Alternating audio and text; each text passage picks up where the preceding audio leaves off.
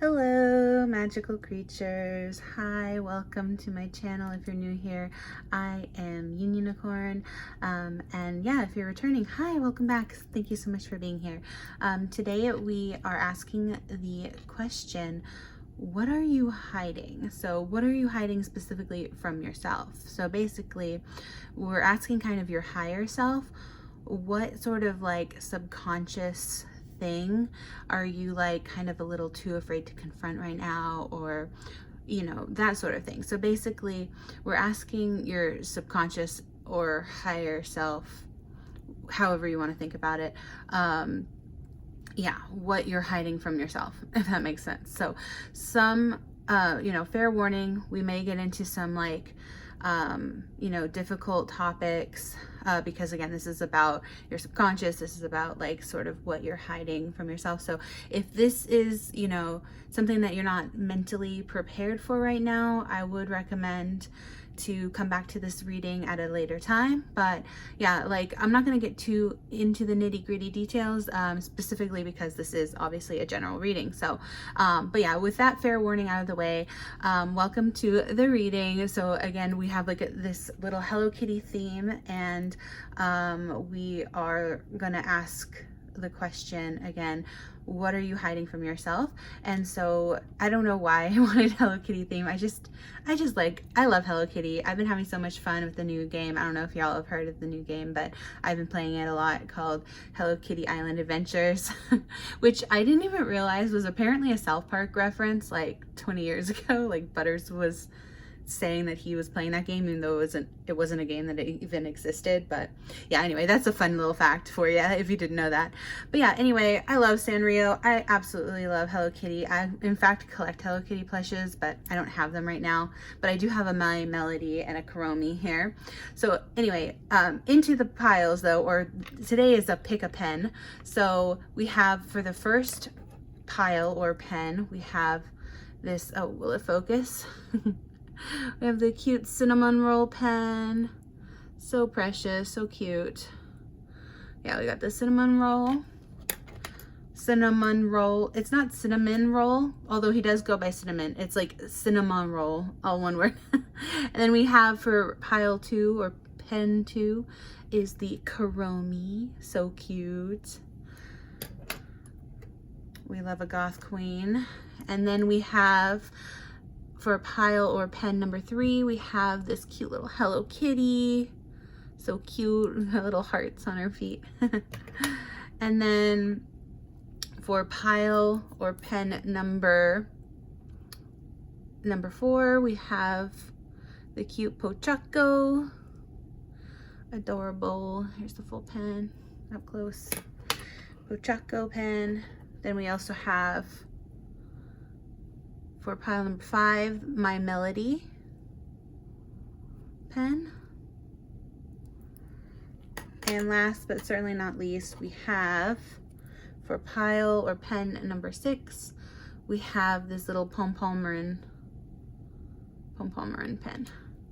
Oh, and I forgot to mention, but the stones, I also just went ahead, and if you like prefer to pick by stones, you can also do that. So this stone for pile 1 is like this like blue, I actually don't know what this is. I think it's blue aventurine.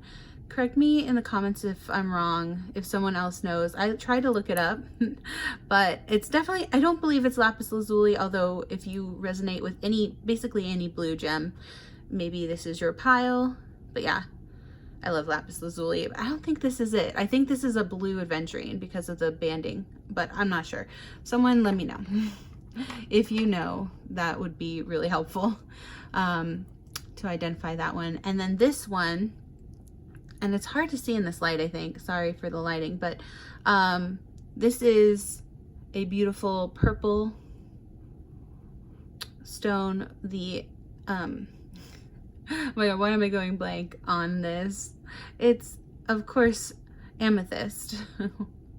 Amethyst is one of my favorite stones. Like I always have amethyst quartz in all my readings. So it's like, why was I... Is it amethyst quartz? Well, you know, it's amethyst, yeah. Love amethyst.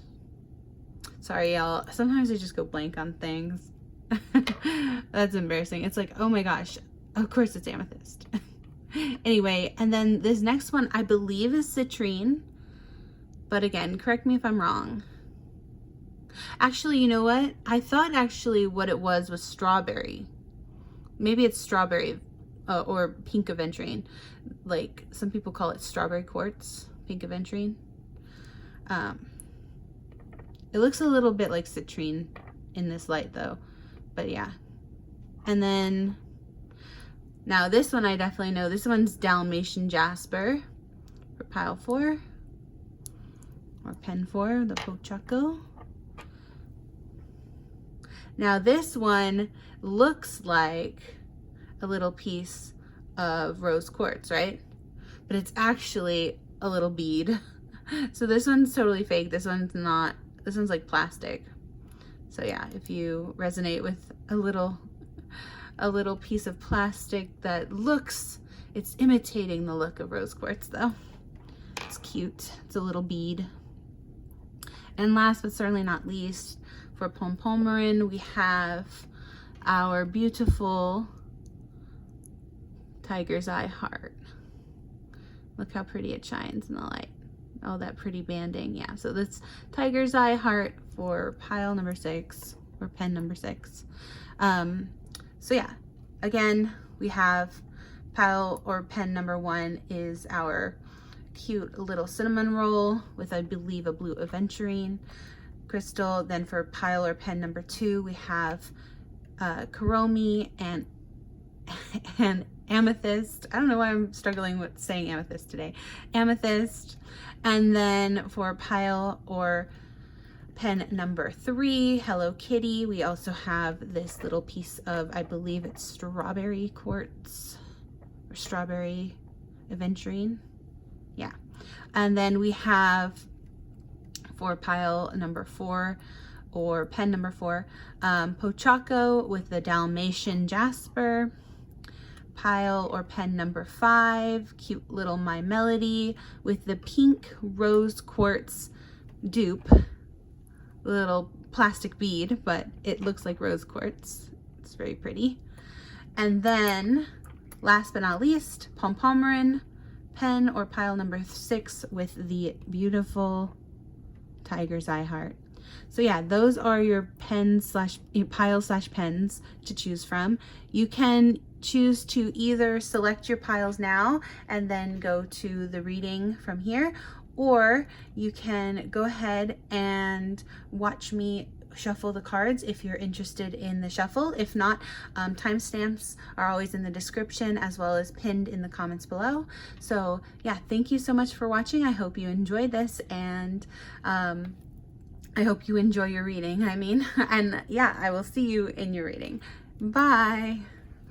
Hello, welcome to the shuffle portion of this reading. Again, today we are asking the question, what is your higher self hiding, or what is, what are you hiding from yourself, basically, right? So essentially asking what kind of things are floating around in your subconscious that maybe you aren't, really aware of, that you would like to know about, right? So basically, it's a sort of complicated question, but I think you'll understand once we jump into the actual readings. But basically, because it's going to be different for everyone, right? Sort of what they're thinking about, sort of under the surface.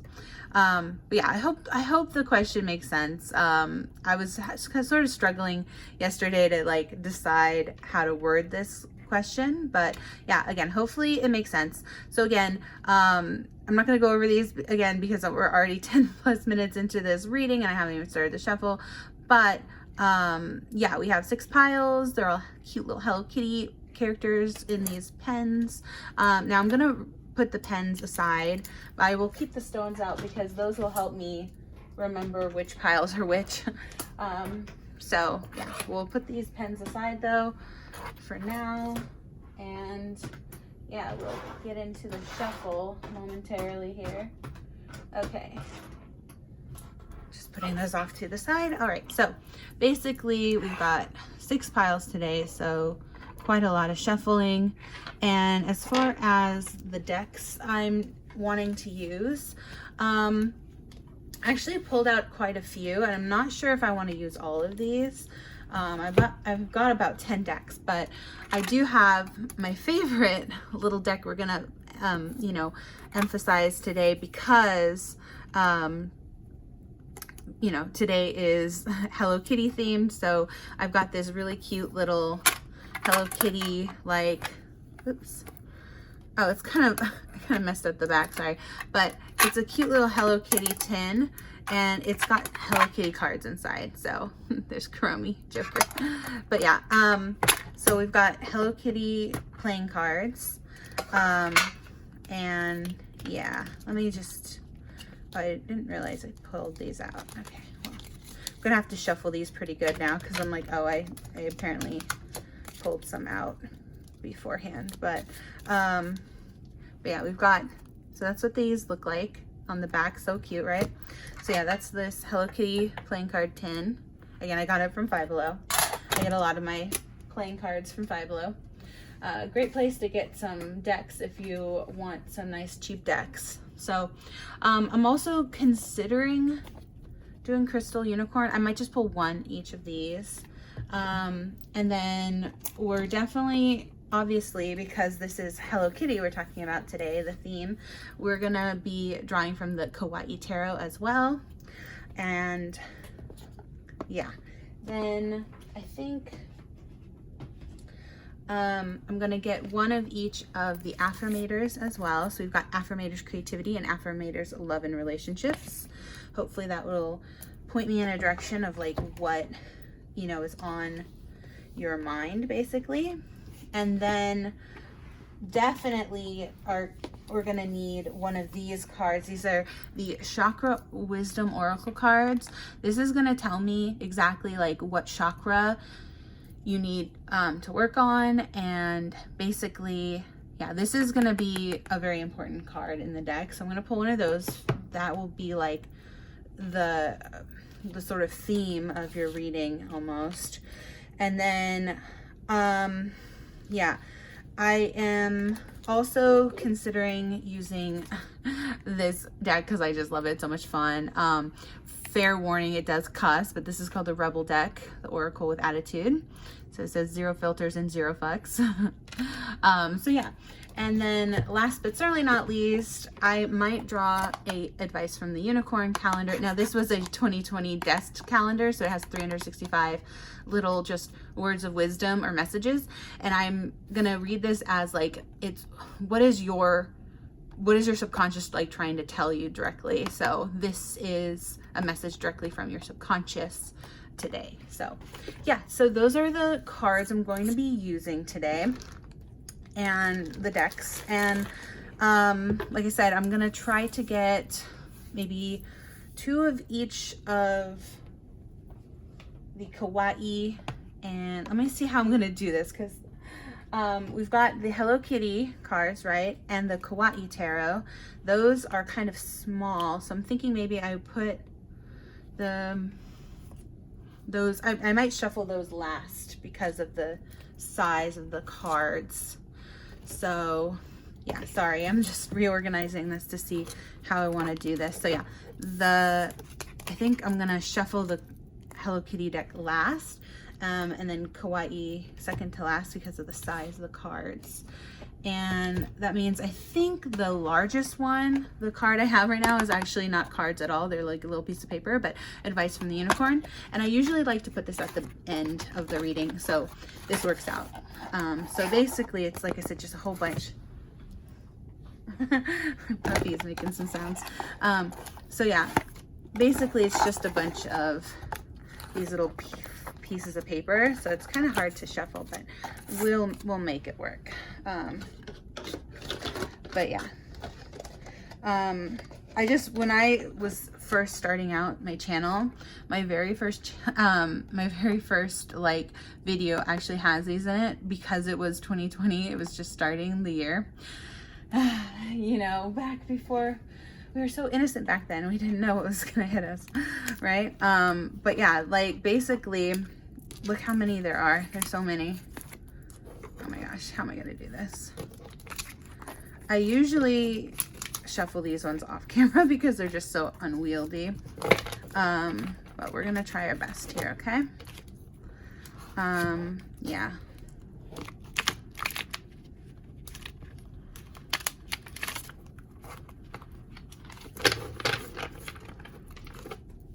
Okay, I'm gonna shuffle it kind of like a deck of cards.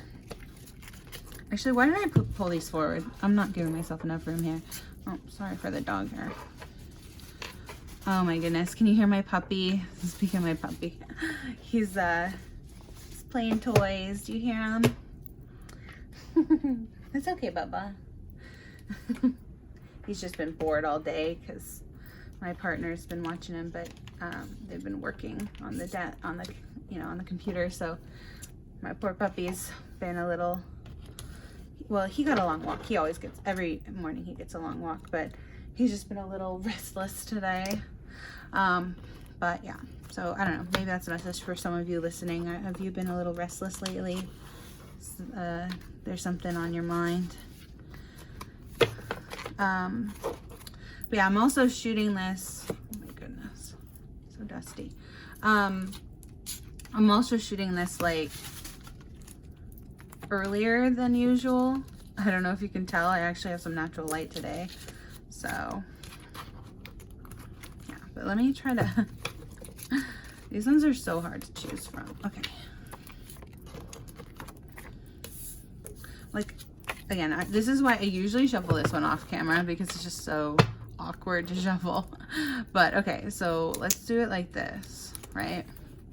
This is the one and only deck I do shuffle kind of like a traditional playing cards. Even my regular playing cards now, I shuffle them like differently because like supposedly it makes them last longer. I don't know if that's true, but all right, let's just shuffle these.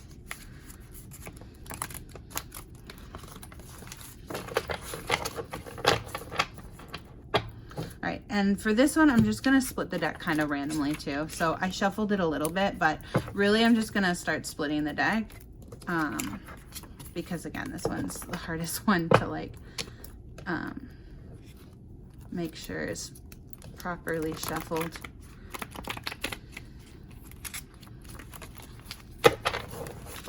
All right, maybe 2 more shuffles, universe, and then we'll be good.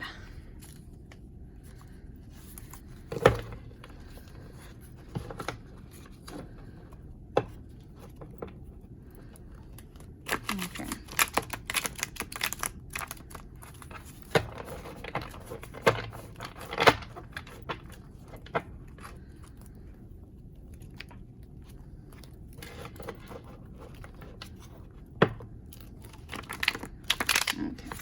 Puppy, what's wrong? All right, here you go.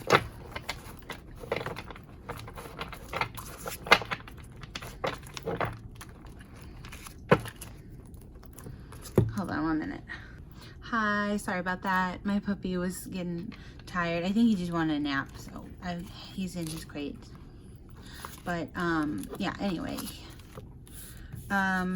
So yeah, like I said, I don't know how to quite do this, so I'm just gonna probably end up, I mean, like, I shuffled them, right? But I'm just gonna end up probably, let's do 3 more shuffles, and I'll pull from the top, I guess, right? That's typically how I do it. So that was 1. I just gotta be like extra gentle with these.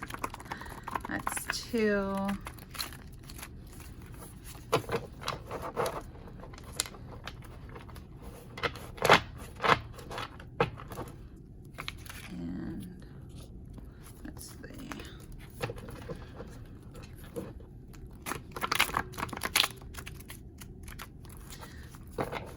Three.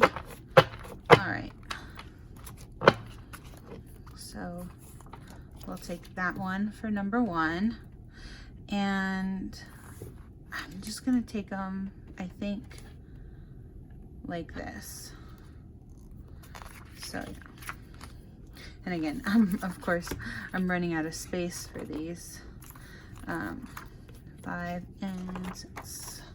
Okay, But yeah, these are, like I said, a little unwieldy, but there we go. So they're shuffled and now I've dealt them. But yeah, basically, I hope that this message is a good message for y'all. I mean, I could maybe have shuffled them once and then like split the deck. I'm not sure. But yeah, hopefully those messages resonate with y'all.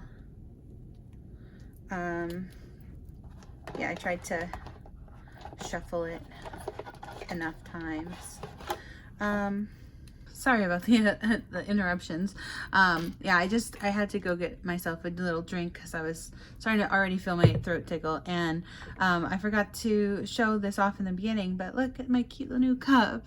It's my melody. So yeah, it's got cute little strawberries on it.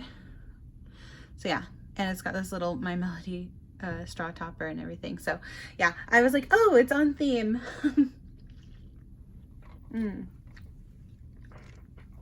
Yeah, so I was like, oh, I might as well show it off. And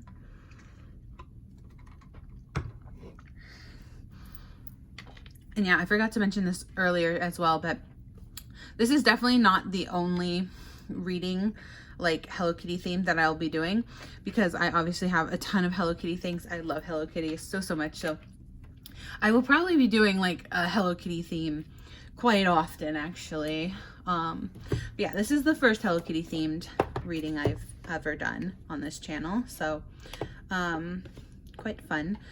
All right, so the next one we're gonna shuffle is the Chakra Wisdom Oracle cards. Now these again are the second largest in the deck, but these are actually extremely important because they kind of set the tone for the whole reading. So basically this is gonna really tell me sort of what your chakra, what chakra you need to work on, as well as sort of like what basically what mood you're in, or like what's your energy right now, and yeah, but what energy you need to focus on, basically what's the hidden energy, right, that's affecting your mood, I should say. So yeah, the subconscious energies that are going on with you. But yeah, basically this is going to be a very important card for the reading, and so I've got the chakra guide. I will probably be reading from this, honestly, because yeah, I think these cards are quite insightful. So all right, but let's ask the angels, ancestors, spirit guides, please give us the most appropriate card for pile number 1.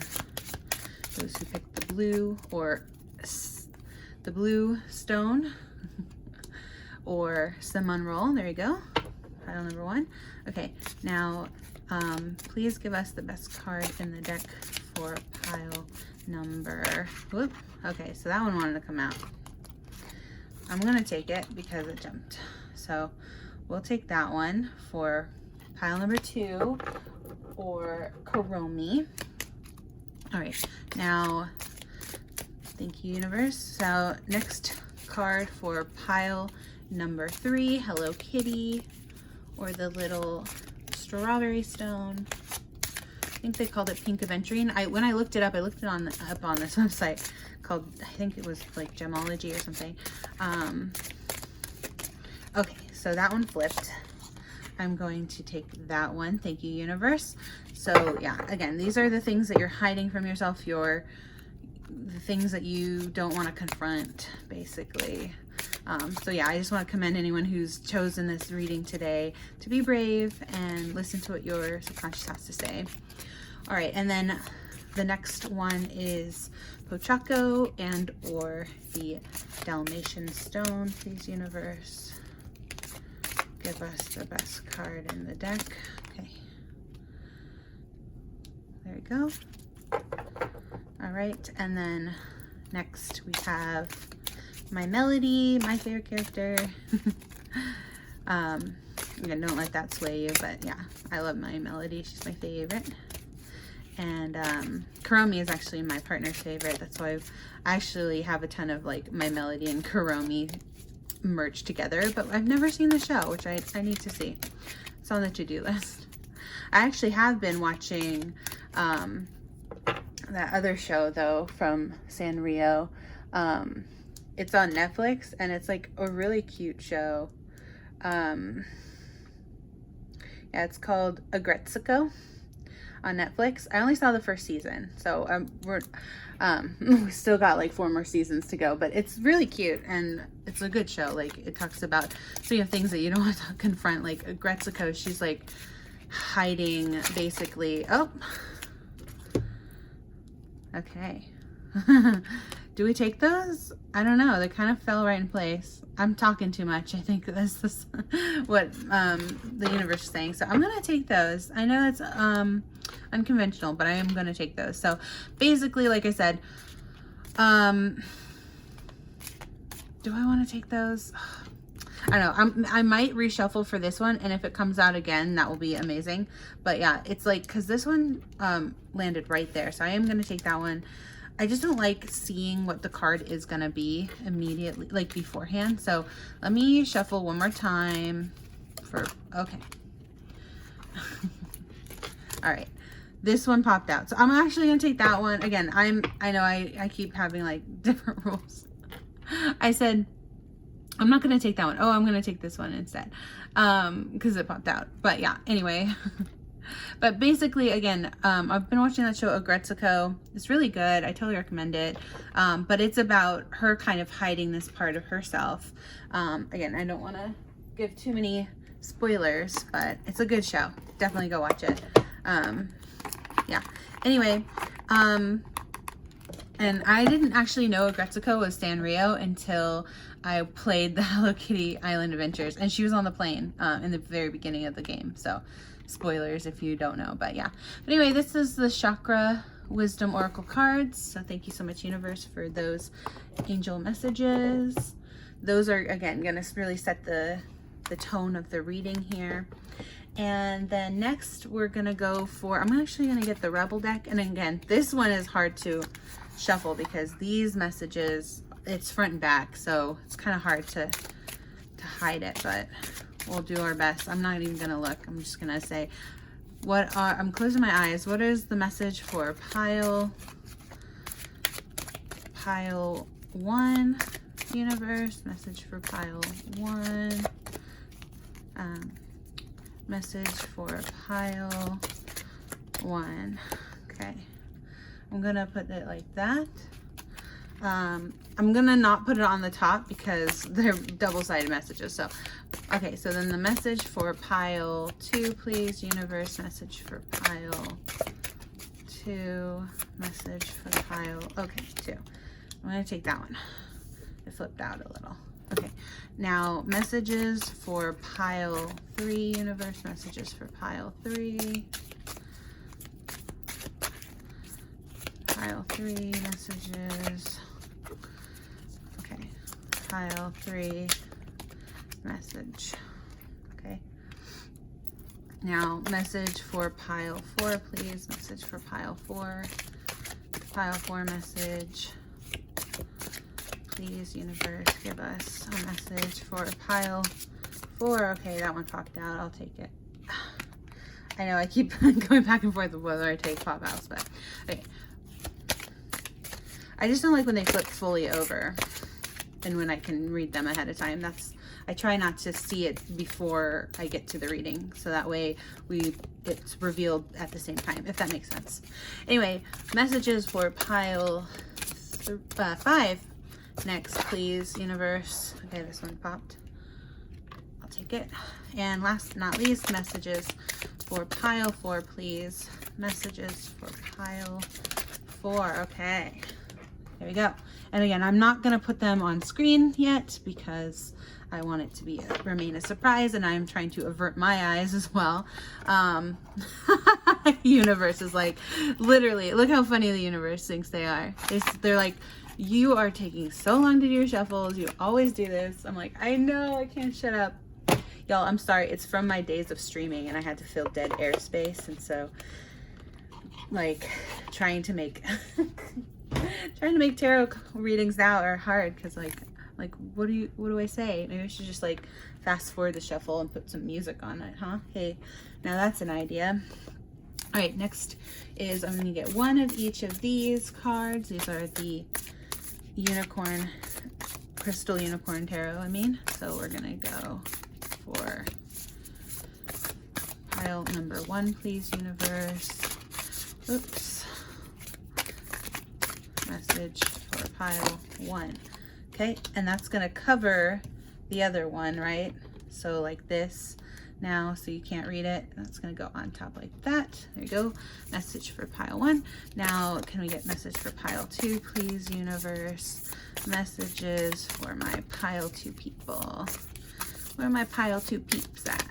Okay, pile 2, like that. Again, covering up the unicorn oracle with the unicorn tarot. Okay, so now can we get messages for best message in the deck, please, for pile 3, universe. Okay, there we go. Sometimes I gotta slam it on the desk. Sorry if that shakes the camera. Okay, best messages now for pile number 4, please. Pile 4, best messages in the deck for pile 4 people. Dalmatian, Jasper, Pochaco. Okay, there you go. And again, I'm really avoiding reading any of the messages I'm covering up. I've been good at averting my eyes. Okay, so now our next pile number 5, lucky number 5, with our fake rose quartz and our my melody pen. Give us messages. Okay, I believe that was 3 shuffles. I don't know, I'm trying to go a little quicker because like literally the deck was like, stop talking. It's so funny when that happens. Okay, and last but not least, we need a message for pile number 6, please, universe. Okay, well, that one tried to flip. Do I take it? Do I take it? Can I find it again? That's the question, because I saw it. That's the thing. I don't like seeing the card. Okay, let me shuffle 2 more times just in case it wants to come back out. But let's see. I'll leave it up to the universe. I'll do 1, 2, and I'll do 3. Okay. So this one for pile number 6. I'll just tell y'all if you want to know. It was the tower. So again, I can't go find it, but it was a tower that was trying to pop out, but I saw it, and I hate to, like, this is the hardest part about reading tarot, is it's just like, it's like, when do I stop shuffling, you know? But yeah, hopefully that's a good card for you pile 6 people. Again, if you're here and you're like, that didn't resonate or whatever, and you're watching the shuffle, it was the tower. So yeah. I wonder if I could find it. Nah. See, it's gonna like take, because like I don't want to pick it, you know what I mean? So I shuffled, I let the universe try to draw it again, but just for the record, I didn't see it in here. So if the tower really wanted to come out, it's here. It should be here. So, but we'll see what it is. Okay, anyway, like they said, stop talking. That was the Crystal Unicorn Tarot. Such a pretty deck. I love this one. All right. Yeah, because I still have 4 more decks to get through. We have the Affirmators Creativity deck next. I love this one. This one has always such great messages. So can we get a message for pile, oops, let me reset. Okay, so messages for pile number 1, please. Messages for pile number 1. Best message in the deck for pile 1. Okay, I'll take that one. Okay, now best message in the deck for pile 2. Best message in the deck for pile number 2, please. Universe, angels, ancestors, spirit guides. Best messages in the deck for our pile number 2 people. Okay. Next, best messages in the deck for pile number 3. Oh, that one tried jump in. I'll take that one. Okay. And then best messages for pile number 4, please. Best messages for pile number 4. So Chaco. Dalmatian quartz. Jasper? Jasper. Not quartz. Okay. And next, best message in the deck for my melody people, please. Universe, angels, ancestors, spirit guides. Best message in the deck. Okay. And next, last but not least, pile number 6, please. Best message. Oh, okay. I'm gonna take it. It fell again. It fell upright, but this time I didn't read it. So again, I hope that makes sense. If you're like, wow, she's so inconsistent with her shuffling. I just go on vibes, really. It's a lot of vibes, okay? But yeah, that was the Affirmators creativity, self-help. Try to say that 5 times fast. The self-help Affirmators cards, and then we also have the same for love and relationships. Wait and see. Oh, message for you shuffle people who are watching. And I don't know who watches the shuffle. I think it's maybe like 3 people at most. So yeah. Anyway, let's see. So thank you for being here if you are watching. All right, so message for pile number 1. Okay, by the way, that was 3 shuffles I was counting. Okay, next messages for pile number 2, please. Oh, okay. The bottom one wanted to come dropping, so I kind of caught it at the end, so I'm going to take the bottom actually. Okay, best message in the deck for my pile number 3 people. Okay, that one totally flipped, so I'll take it. Just gonna take the like one of them. Basically the one that was flipped out. Okay. I hope that makes sense. The visible one, but I didn't read it. I just saw the color. Okay, anyway. Best message in this deck for pile number 4 people, please. Angels, ancestors, universe, please guide me. Help me pick the best card in the deck for our pile 4 people. Now, best card in the deck for our pile 5 people, my melody people. Okay, one more. Okay, there you go. And last but not least, best message in the deck for pile number 6. One more. Okay, there you go. So that was the Love and Affirmators, Love and Relationships Affirmators cards. And let's see. We also have, next we have the Kawaii Tarot. But before I do that, actually, should have probably switched to these, maybe. Let's see. Do I want to do that? You know, it's good enough. It's like, it's complicated to switch them now. So I'll leave them like that, I guess. Dang it. Oh no, I don't want to reveal that. Trying to like put them actually underneath. I should have done them like 2nd to 3rd. Yeah, like that. That's how I wanted it. Oops. Sorry, guys.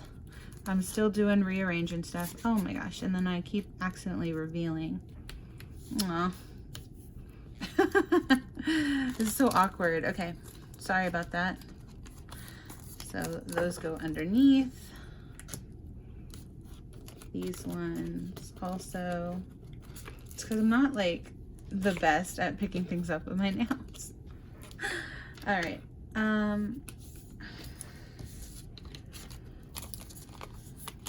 And does anyone actually watch these? Like, am I wasting my time with the shuffle? I don't know. Probably, but you know, I like it there for like proof. I always appreciated whenever I watched other tarot readers who left their shuffle in, even though it can be awkward to watch. It's like, this is the process. This is how it goes sometimes, you know? All right, so I want these ones underneath this one. There we go. It's a little easier to do it that way. And then, oops. And then last but not least, these ones are supposed to, oh yeah, see, that was easier. I was able to like just slip it right underneath. There you go. I don't know why this one's acting up. Okay. This pile is all twisted and combobulated, but there we go. Okay, so we mostly have the pile set, and like I said, now it's just a couple Kawaii Tarots and then a couple of our Hello Kitty deck, special deck for today. Yeah, so by the way, these come in like these little I don't know what you call them, you know, card boxes inside this box, so it's kind of interesting. But yeah, we used this one actually last time for the Pokemon reading, so if you missed that Pokemon reading, definitely go back and watch that one. It was a lot of fun, and I think had some good messages in there for y'all. So yeah, I enjoyed doing that reading. It was a lot of fun to have a Pokemon themed reading and use the Kawaii deck. And now for Hello Kitty, we can also use Kawaii deck because, yeah, it's just so many of my favorite franchises actually come from Japan. I really love all the cute Kawaii things from Japan. And like Nintendo in general just is so fun. Because like I said, I'm a gamer, I used to stream. Yeah, that's, I no longer like use that account, so not gonna tell y'all what it is, but so I just would like to keep that sort of separate from this channel. Maybe someday I'll let you know. Maybe someday. But anyway, let's just get this shuffled up a little bit. All right. Okay, so let's reset the deck, and then let's ask for angels, ancestors, spirit guides. We have 2 cards. I'm going to draw 2 at the same time, so back to back. And we have the best messages in the deck. Oh, okay, that one fell. I guess I'll take that one. Best messages in the deck, and that one wanted to flip. All right, you know, I'll take it. So I'm running out of time here, so I'm watching the clock being like, oh my gosh, I'm already taking longer than I wanted to. So we'll take those messages. Thank you, universe. And now can we get best messages in the deck for piles? Number 2, pile 2. So yeah, pile 1, cinnamon roll. Pile 2 is Kuromi. Cute little Kuromi, Hot Topic Queen. Okay. I actually got that from, well, actually I got this My Melody from Hot Topic, and then I bought that one on eBay, but she's so cute. She's a little witch, which is what she is in the video game. I love that video game. I can't wait to play more of it. I only just started playing that video game. It's a really cute video game, the Hello Kitty Island Adventure game. All right, universe. Sorry for being distracted. Okay, let's just start that over. Pile number 2. Please give me the best messages in the deck for those who would choose Kuromi. Pile number 2. 2 messages, please.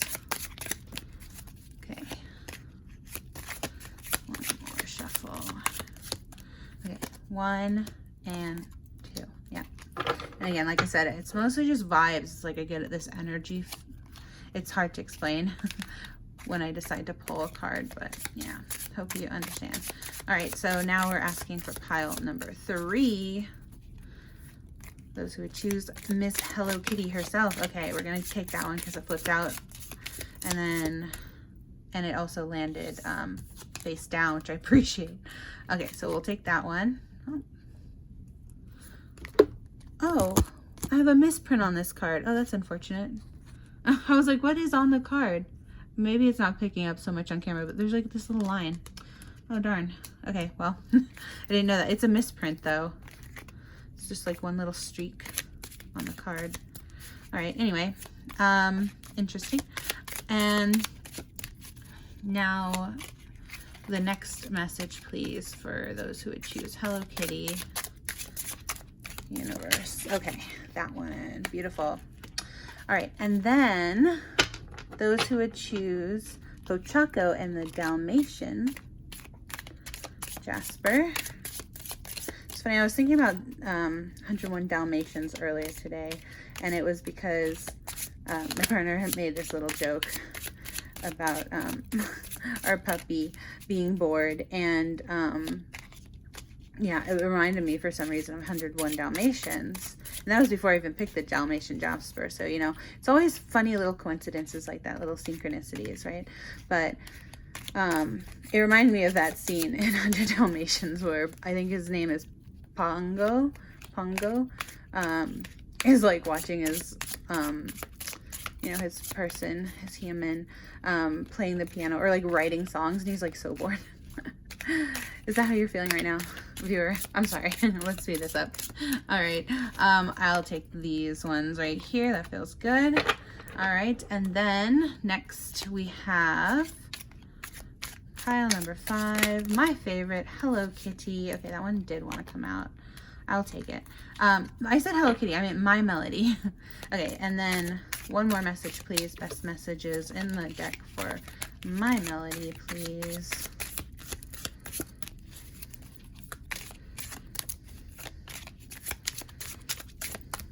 Okay, there we go. And last but not least, I keep saying that, but yeah, those who would choose Pompomerant, cute little puppy. A lot of them are puppies. At least 3 of them today are puppies. So maybe that's why puppy stuff is keep coming up. All right, maybe you have a puppy. Let me know if you have a puppy, or like a dog. Okay. So messages for, so yeah, top 2 on the deck for piles number 6. All right, Pompomerant, Tiger's Eye. All right, and so that was the Kawaii Tarot. And next, give me 1 minute to actually put these back in these weird little boxes. The way they package this is like so unusual compared to how most cards, tarot cards, are packaged. So got to split the deck and put them into each of these little cartons. I'm always like having to guesstimate how many will fit in there in each one of these. So let's see. Hopefully I did this right. Hopefully I didn't. Hopefully I gave myself enough room, you know? All right. Oh, bottom of the deck energy, though, is High Priestess, y'all. High Priestess. Number 2, if that might be significant for you. So, yeah. Great. High Priestess energy. That makes sense because, again, those who actually bother to watch the shuffles on tarot readings, I assume y'all are those who actually want to learn how to read tarot, or you already know how to read tarot yourself. So yeah, and of course I also always put aside my booklets here. And last but certainly not least, we're finally at the Hello Kitty. Oh my gosh, I'm sorry the shuffle has been over half an hour today. Probably going on an hour, honestly. So, okay, so let's just quickly do the Hello Kitty. Now this isn't tarot, this is 52 playing cards, but for those who don't know, you can always read tarot through the 52 playing cards. So, because each suit like corresponds to the suit in tarot. So for example, diamonds are pentacles, you know, which makes sense, right? Cups are hearts. And then I think it's spades, the sharp pointy ones, because they look like spears. Spades are swords, and then that leaves clubs, which are wands, you know, kind of like, I don't know. I imagine a club like oh gosh, what do you call it? Like a caveman would carry, you know, a club, but that's also like made out of wood. And so, yeah, that's how I associate it. Whoops, those did fall out. I don't know if I'm going to take those. I wasn't quite asking quite yet, but okay. I was just trying to shuffle this like a little bit before even starting. Because I did end up pulling some of the seats. They weren't quite shuffled enough, I think, because they're kind of new cards. So I was like looking through them and I pulled some of the suits. So that's why I'm gonna, like, the two that just fell out were still back to back. So that's why I'm trying to shuffle these enough. In fact, maybe because these are cards, do I want to do this? Will I regret doing this? Maybe. But let's actually shuffle this time. Maybe on camera would be good, right? There you go. See, so there you go. So that's how I'm used to shuffling cards, like playing cards. And the only reason I'm doing that is so that I can like kind of, because they're a little bent this way. But yeah, I don't usually shuffle that way, but today we will. Just to really make sure they're all the way shuffled before we start. Okay, so there we go. So asking the question, angels, ancestors, spirit guides. Again, we are asking the question, what is your higher self hiding from you? Or what, you know, what are you hiding from yourself, really? So please give us best cards in the deck for pile number 1. Oops. 3 wanted to come out. Should we take 3? Maybe I'll take 3. Go on then. Go on then. We'll take 3 because it is a Hello Kitty reading. So we'll take 3 Hello Kitty cards, and hopefully there's enough room on my table for all of them. All right, so pile number 2. Best cards, best 3 cards in the deck, please, for pile number 2. Pile number 2, please. Angels, ancestors, universe. Pile number 2. 1, 2, and 3 of the top cards on the deck. Thank you, universe. All right, next pile number 3. Those who would choose Hello Kitty or the strawberry quartz. Oh, look who fell out. Okay, well, so much for not seeing them. Fine, I'll take them, even though I know I shouldn't. No, it's fine. It's fine. I'll allow it. Okay, one more message though, since we're taking 3 now. I was originally gonna do 2. We'll see if I end up regretting taking 3 of these, but you know, this is the theme of the reading, so I figured that's gotta mean something, right? Okay.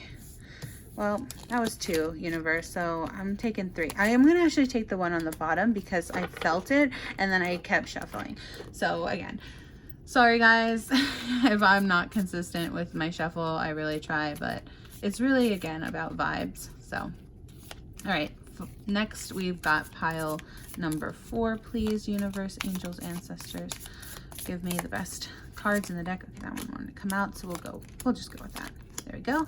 Okay, that one was trying to run away from me. All right, next, pile 5. Best cards in the deck, please. Angels, ancestors, universe. For pile number 5, what is their higher self hiding from them? What do they want to know about their subconscious, basically? All right, 3 cards for pile 5. And last, very last, again, last but not least, we've got pile number 4. Pile number 6. Pile number 6, please, universe, angels, ancestors. Give us best cards in the deck here for pile number 6. Okay, 3 on the top. All right, y'all. That will do it for the shuffle portion. Oh my goodness. Oh my goodness. That took forever. But yeah, here we go. We've got this cute little Hello Kitty tin. So precious, right?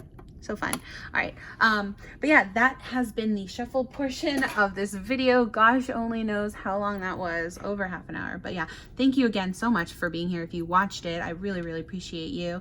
Yeah, I hope you enjoyed just kind of hanging out with me, chatting a little bit.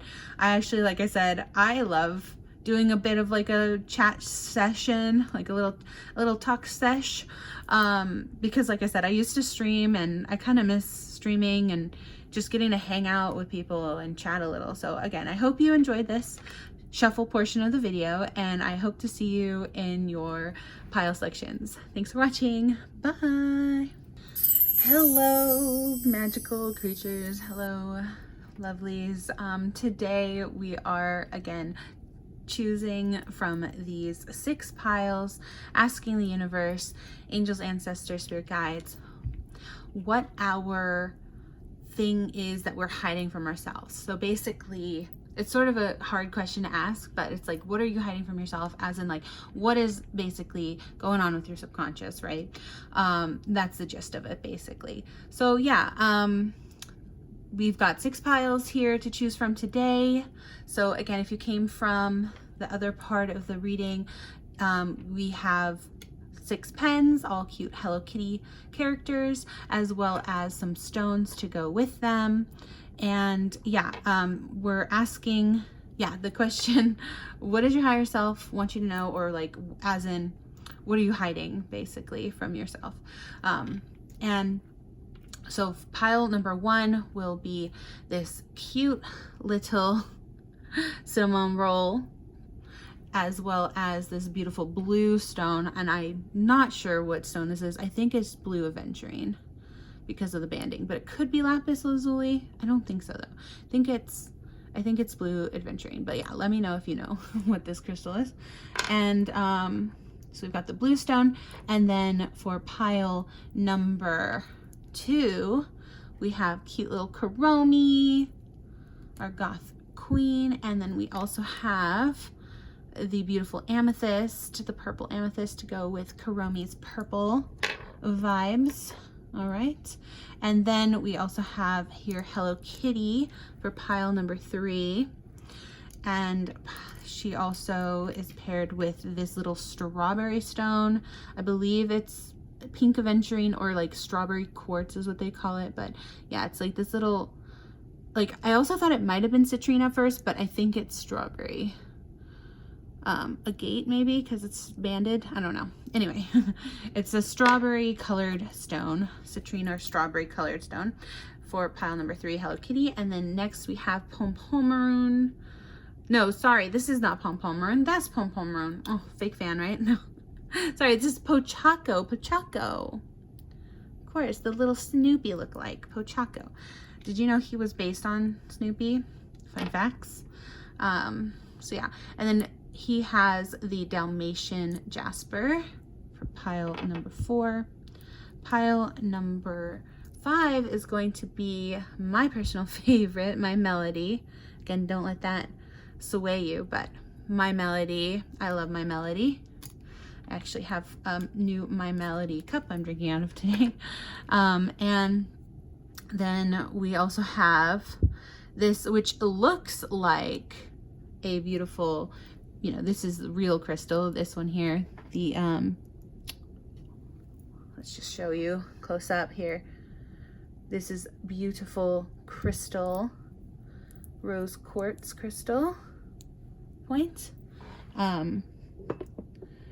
Oops, let's push, I like this side better. Let's put it there. Okay. But yeah, it looks like rose quartz, but it's actually just a little plastic bead. So yeah, I don't know if you can see the hole, but yeah, it's just actually a little plastic bead, but it looks like rose quartz for pile 5. And then last but not least, we actually have Pom Pom Maroon.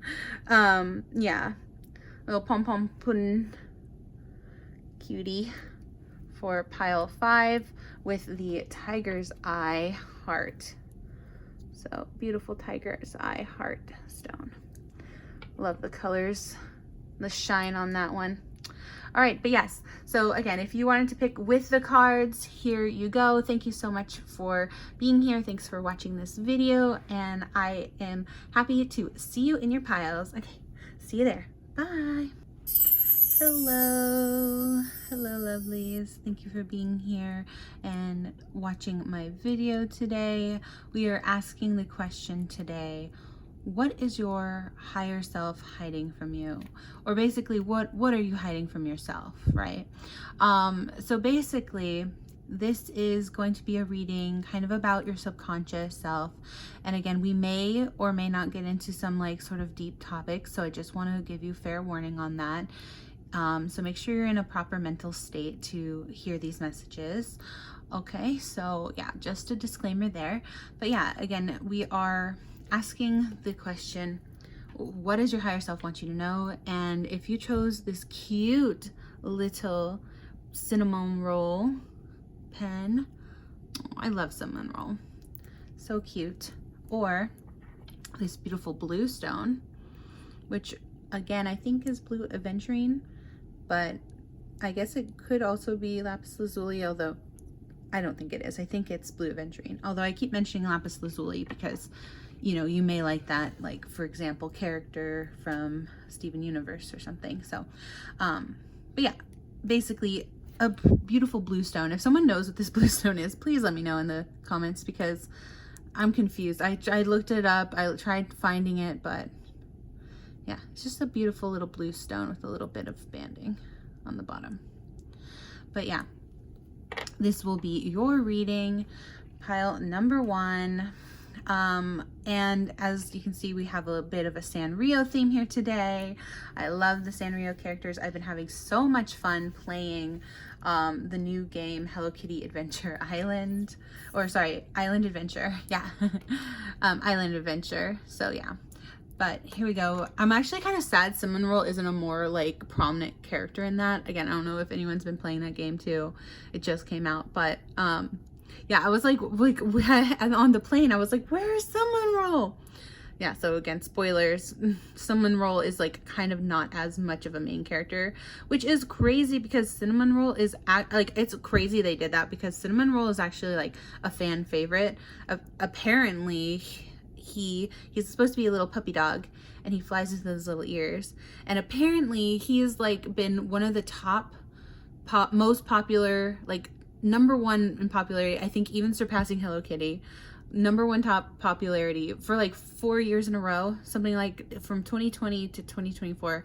I read on his little bio because I actually read up on these characters before starting this reading because I don't know, I like to do my research, you know. But yeah, let's put that pen right there and your little stone maybe there. Yeah. And okay, but like, let's just jump into the reading. Sorry that I'm such a talker today. So we're already 3 minutes in and I haven't even gotten into cards, so sorry about that. But yeah, right now, so we have a lot of good cards for you, including the Hello Kitty deck. Look at this cute back of the deck. But yeah, this is actually a card, like a playing card deck, but so you have 7 of Hearts or 7 of Pentacles, okay, as your first card out the deck. Then you also have, oh, Pom Pom Maroon, but that is the Joker, or sorry, J stands for Jack, right, in the traditional 52 cards, but Jack of Diamonds, but that would be the Knight of Pentacles, I believe. And then last but not least, you have 2 of Clubs. Okay, so 2 of Wands. Ah, so like indecision. Okay, interesting. All right, so then we also have the Kawaii deck, and you've got the Page of Wands. All right. Then you also have the 7 of, I believe these are also wands. I'll have to double check on that. So wait, 7 of hearts and 7 of wands. Okay, interesting.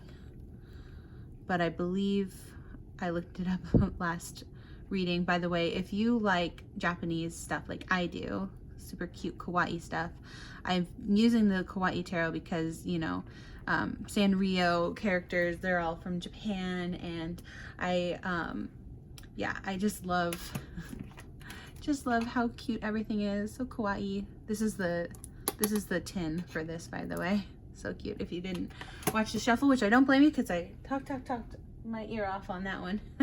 Talked everyone's ear off. All right.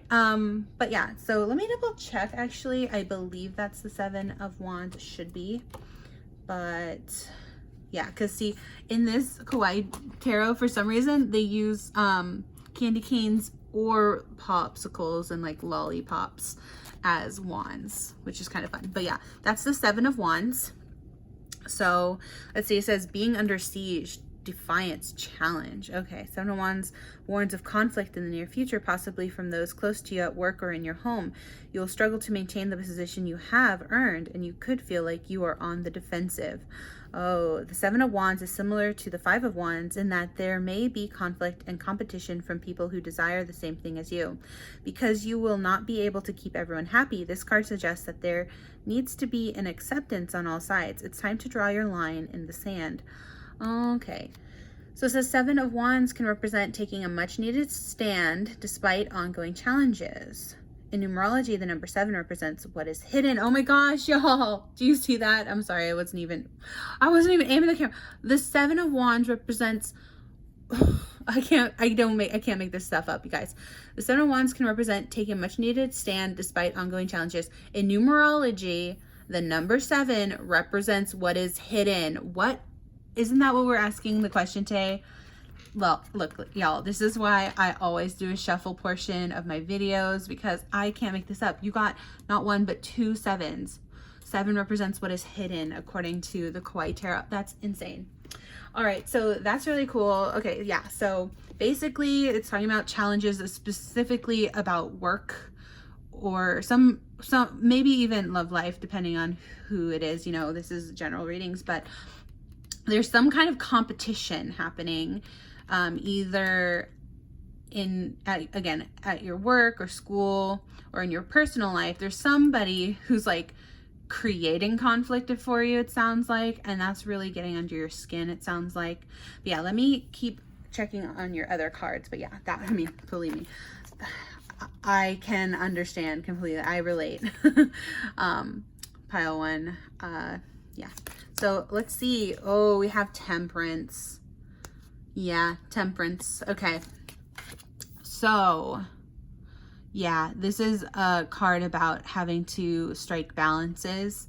And again, next to the 7 of wands, it's really painting the story of like, you have to try to be balanced despite how frustrating this is. And again, believe me, I know exactly how this feels. Like, it, maybe you even have like a copycat, because like that's what I've been dealing with, is like someone who like copied all my like ideas and then like didn't give me credit and like just pretended like it was their idea, which is so rude, right?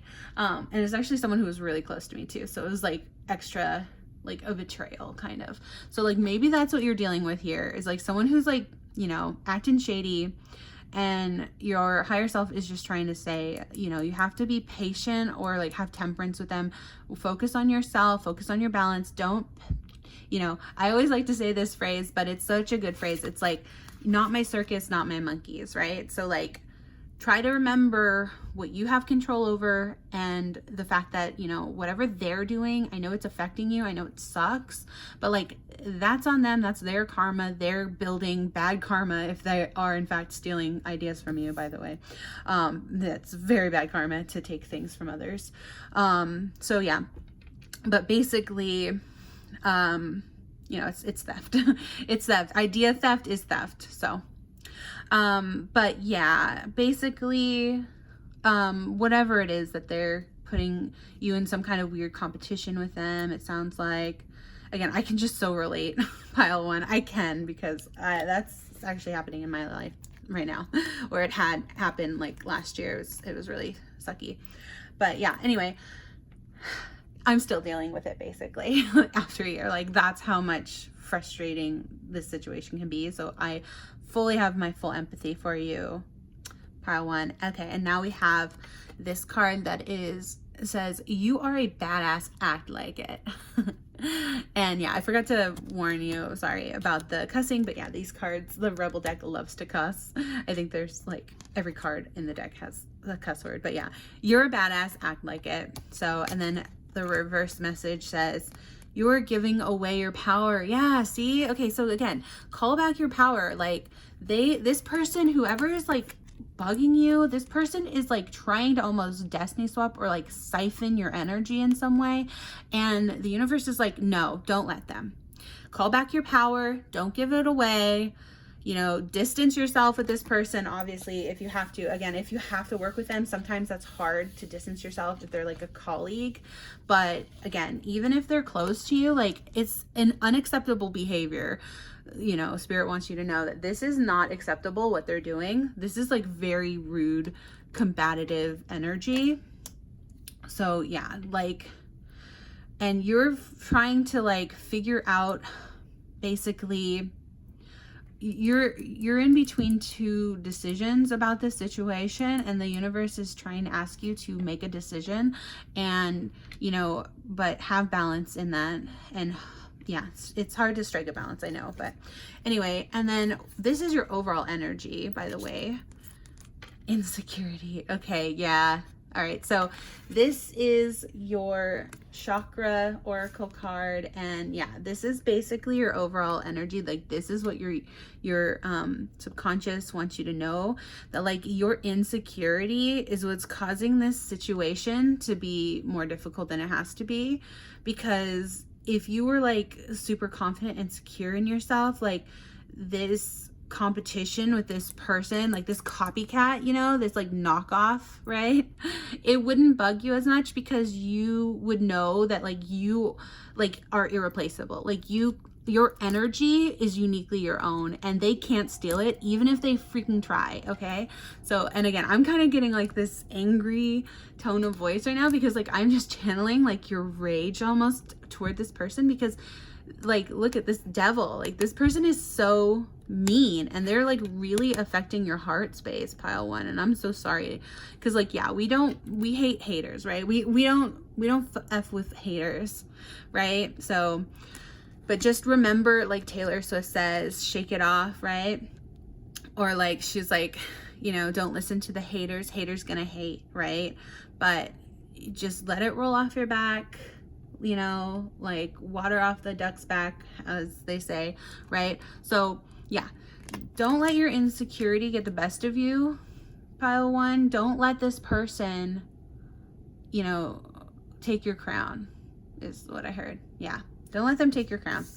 All right, and then we have love and relationships card. It says perfect match. Oh my gosh, you know what? This is so crazy. Okay, so in my last reading, I did a Pokemon reading last week, and this also came out then. So maybe you're a returning viewer and you got, yeah, if you got this, it's just a reminder to like focus on this, right? You have a lot of great things going for you in your life, pile one. Don't let this hater like ruin your attitude, or like, don't let them stop you. Absolutely do not let them stop you from doing what you want to do with your life. Okay, so this is just a reminder that you have so many beautiful things in your life, including this like soulmate, possibly even twin flame energy here, because they are coming out as your perfect match. It says, congratulations, you've gotten your and everyone else's wish. Yeah, so this secret jealous hater person, they're just literally jealous of like all your abundance, and especially like maybe this love match that you have.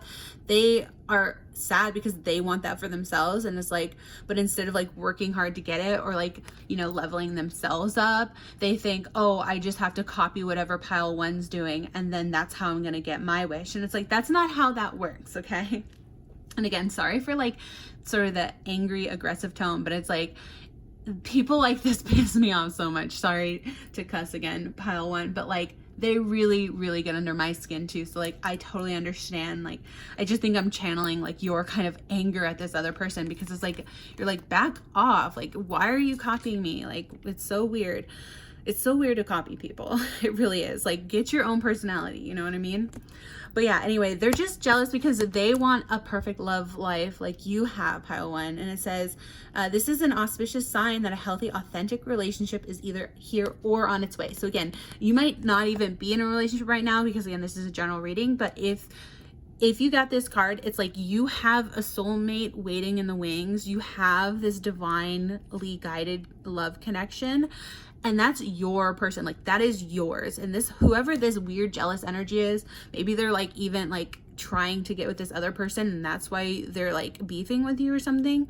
But again, that's going to be different for everyone, right? But take it how it resonates. But yeah, this person is just like so jealous of your life and your beauty. I heard, you know, your career, your money. They're like jealous of like all these things that are going right in your life, and they don't understand how like the reason stuff isn't going right for them is because they are focusing so much on your life. And it's like, they need to focus on their own life to, you know, bring in their own abundance, right? Because we all have our own set destinies. We all have our own like I don't know if you believe in this, you know, pile 1, but I personally believe that we have like soul contracts with people, and we have like our preset destiny in a lot of ways.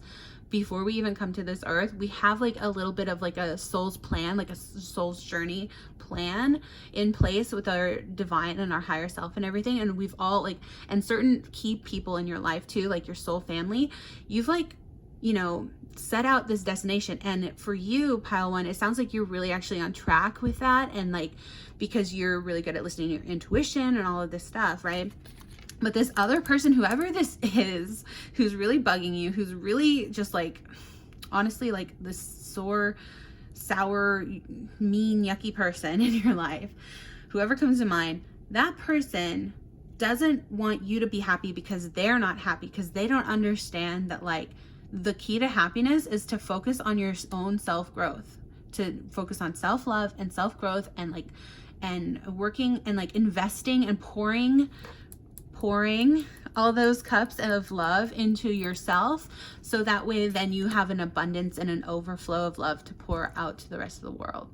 So does that make sense, pile 1? I hope that does. But yeah, anyway, this card is just saying this is the sort of relationship where you don't have to compromise, settle, sell out, or otherwise be a non-you. This is a relationship anchored in truth and love that neither party will have to hide their farts from. Smells like a special duo.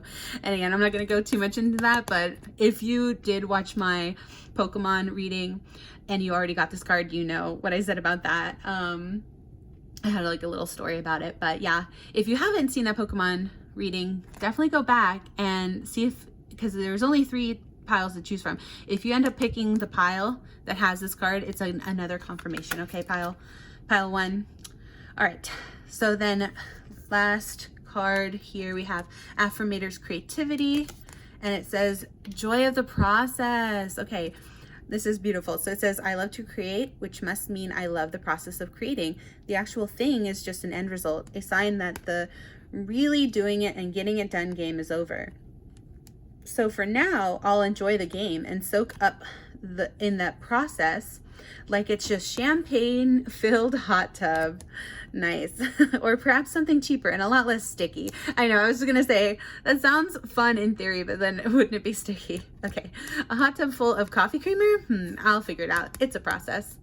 So yeah, basically what this card is getting at is that you are a creative person who, like I said, is really on track with like their goals in life and their destiny, and you're really in tune with like with your higher self, probably because you're listening to tarot readings like this one, pile 1. And you know, you are a really intuitive person, and you're, you know, basically what's hidden from you and I never really answered the question, but what's hidden from you is this insecurity that because you come off as such a confident person, and you do believe yourself to be a confident person because you have all these great things going for you, pile 1.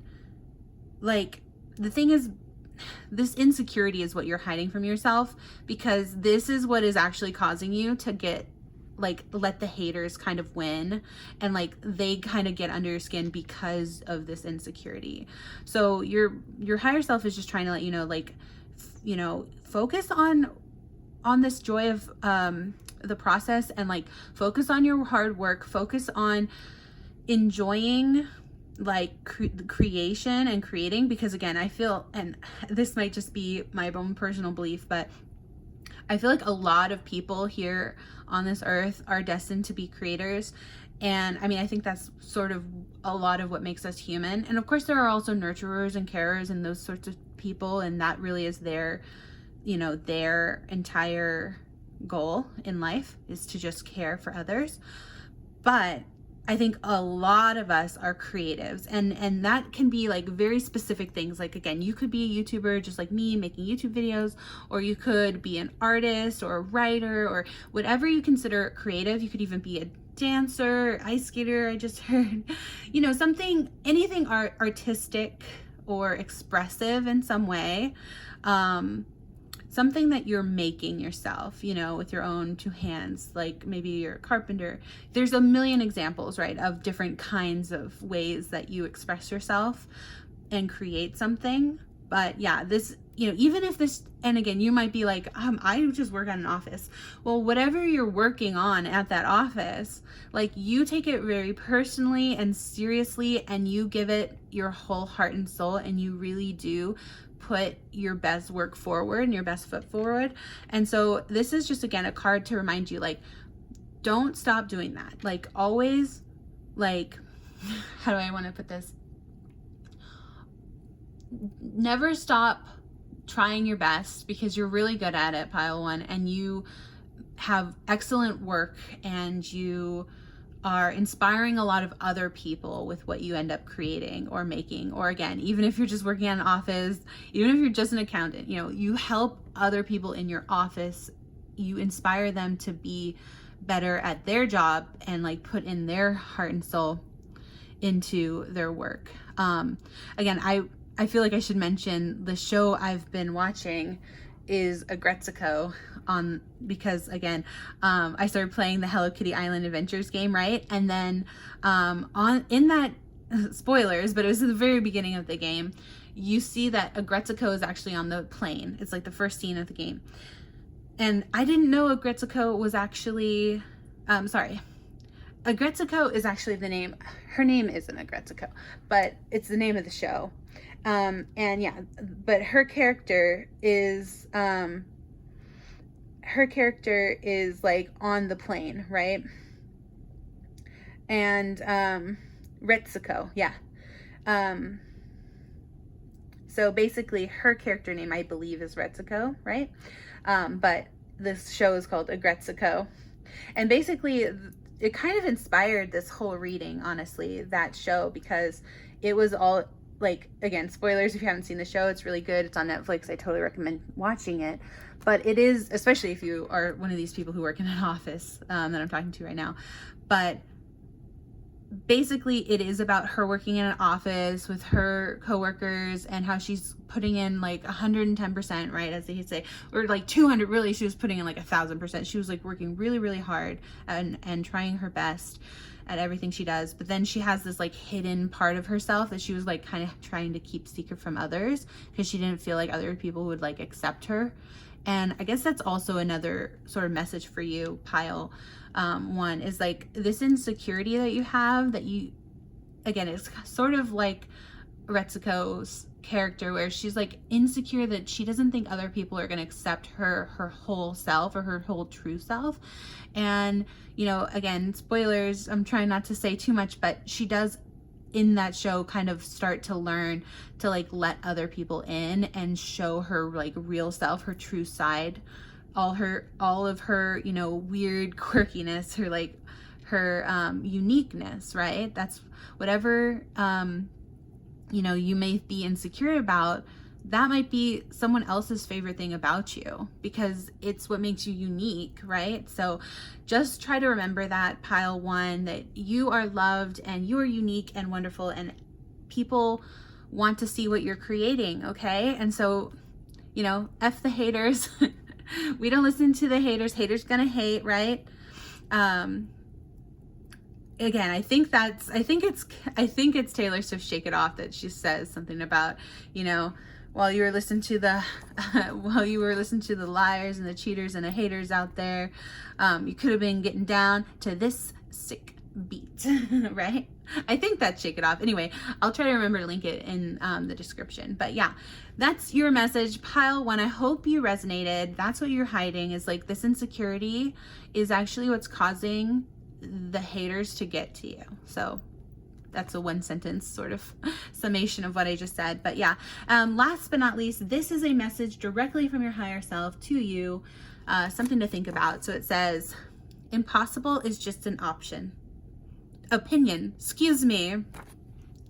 Okay, I read that wrong, but yeah, impossible is just an opinion. Oh, I love that. This is so perfect. And again, June 29th may be significant to you. Maybe it's one of your birthdays, or some other important date for you. But it says impossible is just an opinion. So yeah, again, what do they say? Lions don't concern themselves with the opinions of sheep. Like, don't listen to haters, especially people you would never trade places with in a million years, because you're like, I don't want to live your life. Your life sucks. Like, no wonder you're hating on me because my life is awesome and you're just jealous. You know what I mean? So like, yeah.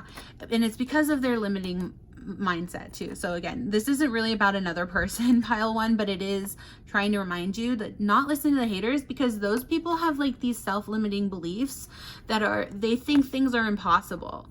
And it's like, that's just your opinion, man. You know what I mean? Like, nothing is impossible. Like, well, Walt Disney just said, not just said, but I was literally just, because I quote this all the time. I literally just said this earlier today. Walt Disney said this a long time ago, but he said, if you can dream it, you can do it. And that is one of my favorite quotes of all time. And I quote it literally all the time, literally just quoted it earlier today.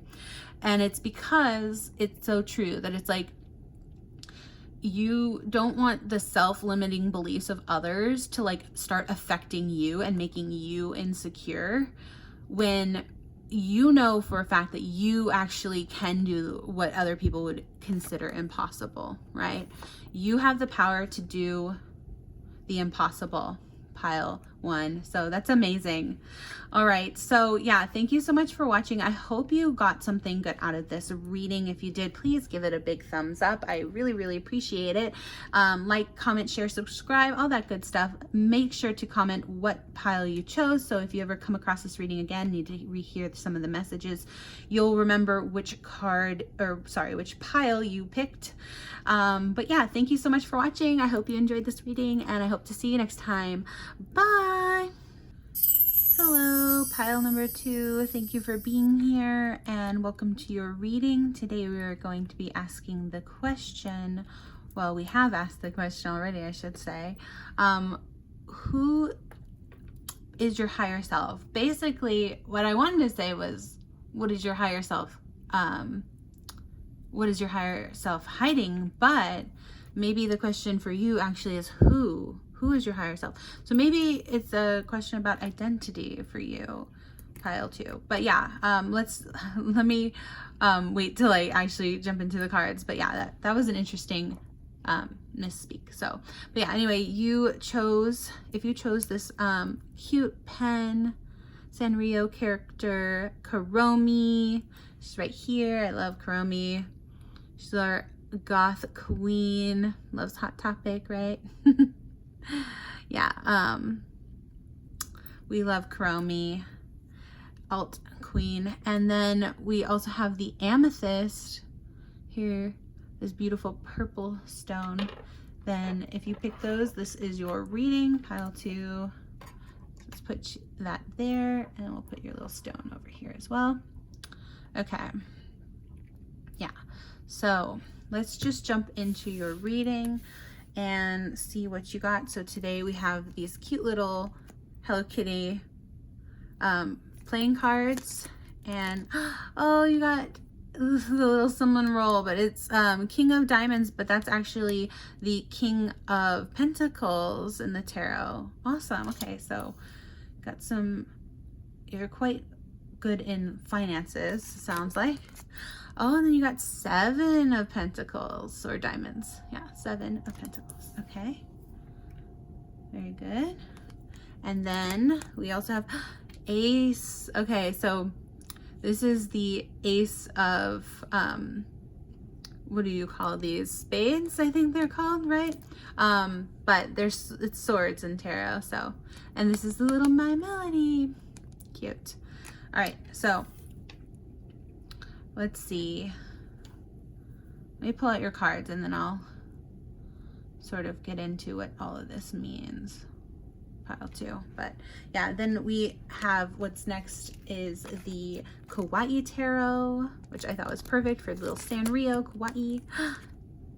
Y'all, I can't make this up. Okay, King of Pentacles. You got it for the 2nd time. King of Pentacles. King of Pentacles. Wow, okay, so it's not Ace of Pentacles, but it was really close. You're quite financially abundant, pile 2. That's what I'm picking up here. You're very good at managing your finances and you're quite wealthy. Whether that's in actual monetary value or like assets or just like, you know how they sometimes say the richest men on earth, not necessarily men, there's no gender in tarot, so sorry, man or woman. The richest people, I should say, on earth are those who, you know, have happy, abundant family lives, and they, you know, go on vacations, they get a lot of time off, you know, they really live an indulgent, like abundant lifestyle. So yeah, even if you may not have a lot of money per se, you have a lot of wealth in other areas, if not money. But for a lot of you, it's actually, you know, you're quite wealthy and well off as well. All right, and then you also have the 6 of Wands. Okay. So let's see.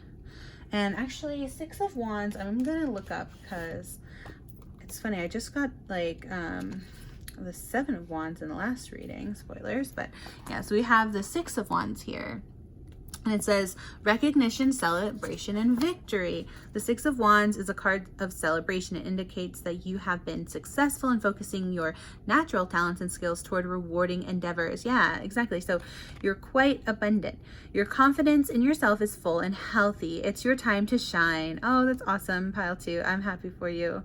The 6 of Wands often appears in a reading when you have experienced some overdue public recognition.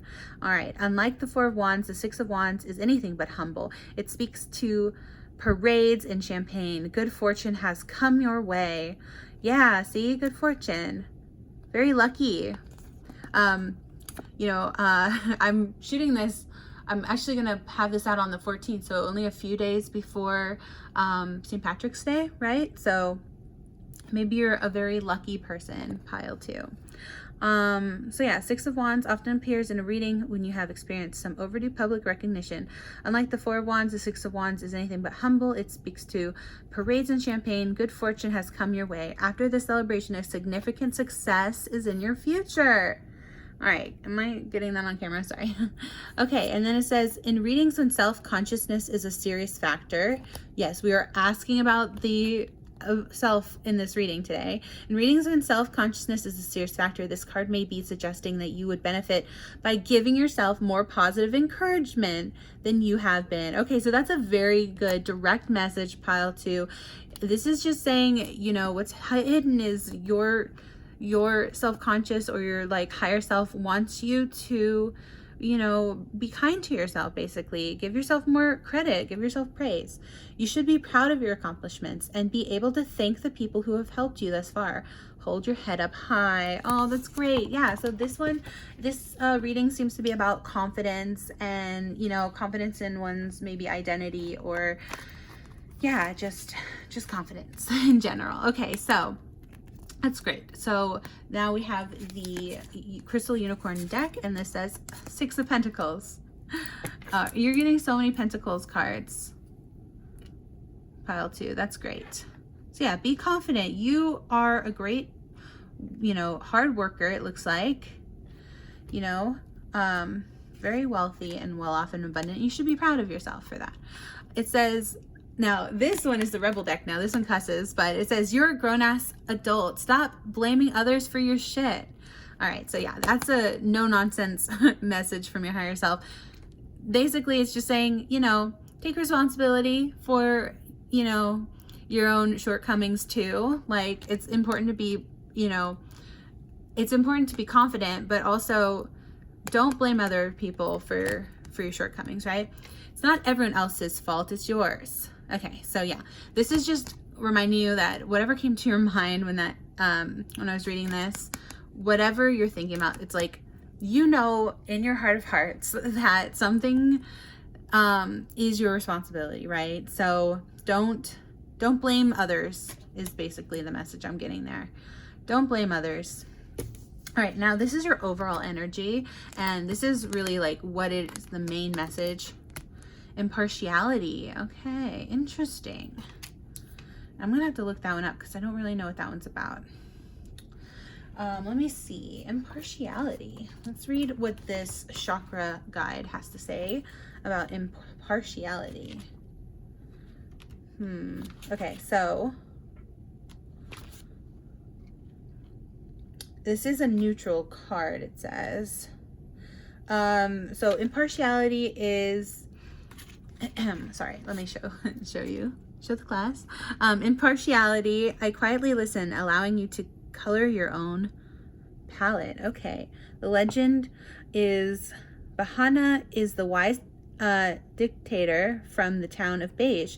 She is known for settling disputes fairly. One day, two neighbors are arguing about what color to paint their fence.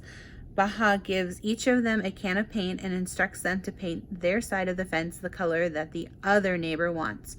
She knows that when they can color their world in the love of their neighbor's eyes, they will understand and accept one another. Okay. Yeah, this is talking about like taking a step back to like see something from another person's point of view, basically. Inspiration. Take an impartial look at your situation. The action here is to listen and observe. Personal inquiry. If I step back from my present situation, what do I see? Can I be neutral? Okay, so yeah, it's like there's a situation here where like it's coming up that you're like kind of blaming other people in this situation, and your higher self just wants you to know, like, you have to kind of, you know, take a step back and try to view things from you know, another perspective. So basically try to see it from the other person's side, right? And just try to be like impartial about the situation, even though it's easy obviously to want to just focus on our side of it. Try to look at it from the other person's point of view as well. So it says, yeah, key ideas is neutral position, allowing things to unfold, standing in another's shoes. Yeah, exactly. And uplifted communication.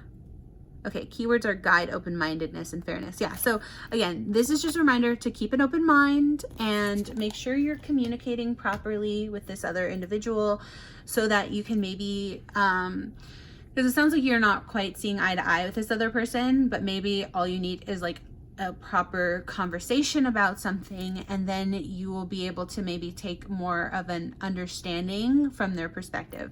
All right, and then we also have love and relationships. Thoughtfulness. Yeah, exactly. There you go. So being thoughtful toward this other individual. It's time to put your money, hey, Pentacles. It's time to put your money where your mouth is and have fun showing your love.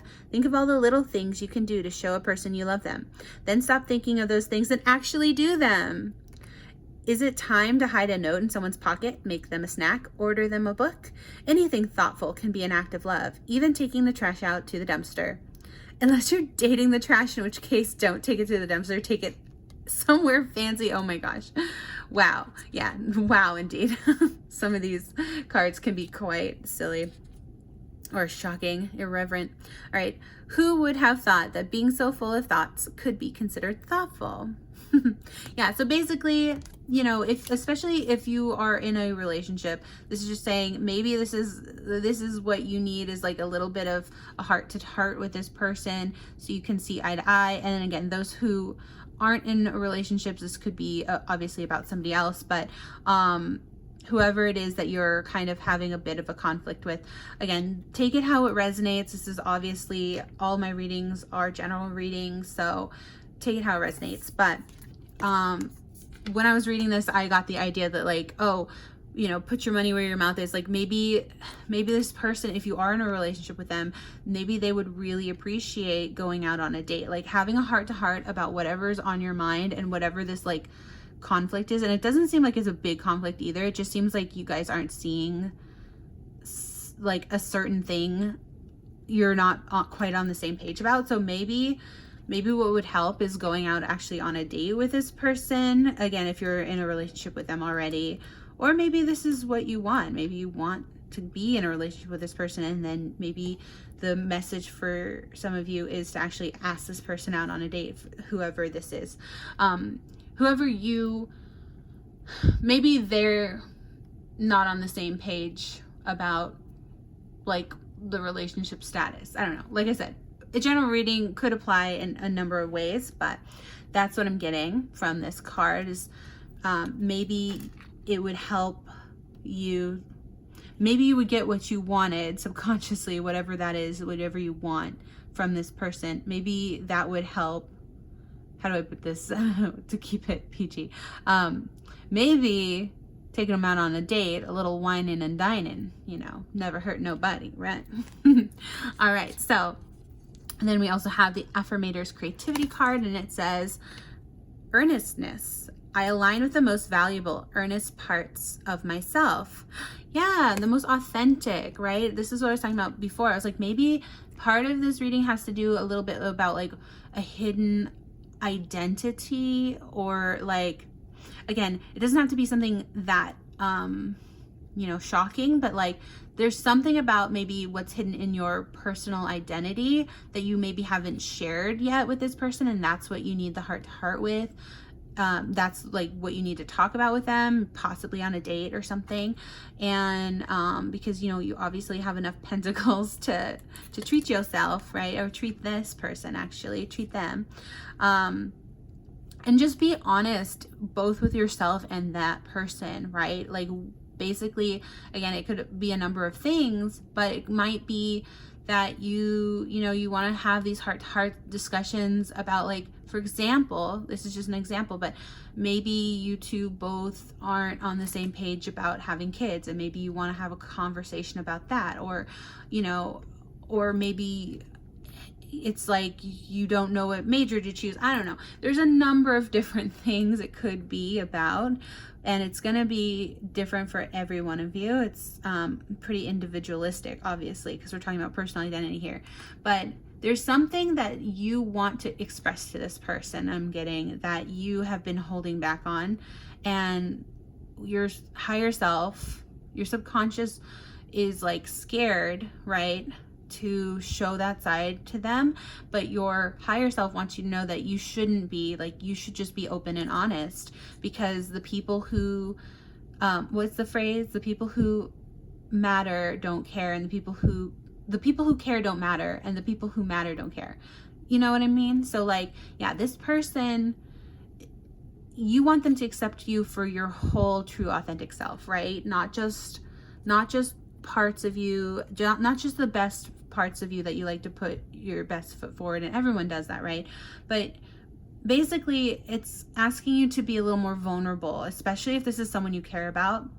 And again, this isn't a love reading, but that's kind of the way it's gone, is like, and for those of you who aren't in love, maybe this is again just about maybe having, you know, this might be a relationship, any kind of platonic relationship too, of like, you want the people in your life to accept you for who you are fully, right? And it's not a great idea to lie to people, or, I mean, maybe not necessarily, you might not feel it's like a lie, but it's a bit of a lie by omission, right? Like, you want them to know who you really are, not just the best parts of you. You want to also be vulnerable and show them, you know, the maybe less than perfect sides of you, right? And they, you know, most people love whoever they love, they will accept the less than perfect parts of those people that they love. Okay, so it says please go with thank you, earnestness and criticism. Okay, so they're saying go away criticism. Okay, so I align with the most vulnerable, earnest parts of myself and share my thoughts, imaginings, creations with the sincerity of a preschooler. Cynicism is boring and a bully, and it's no longer welcome in my mind.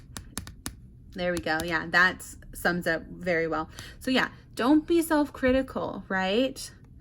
You don't need an inner critic. Like, you don't need to like constantly, you know, bully yourself, basically, is the word it's using here. You don't need to like constantly correct yourself and be like, oh, I shouldn't say that, oh, I can't say that, they wouldn't understand, they don't get it, you know, like part of having healthy, loving relationships is being vulnerable with each other. And so that's what this is getting at, is you have to be vulnerable and authentic to your true self if you want those true authentic relationships in return, you know. So it says, if it tries to stay a whale, picture a giant pile of puppies and watch it run for the jaded hills. Bye-bye cynical criticism, hello pure joy of heart tickling expression.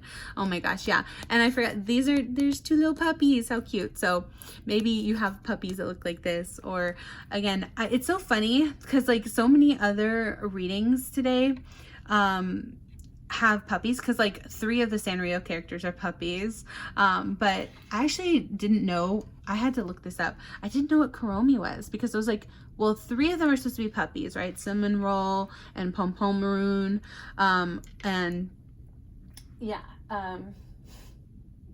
who else? Oh, Choco, they're all little puppies, right? But I was like, I know My Melody is a bunny, but I didn't know what Kuromi was. And apparently Kuromi is also a bunny.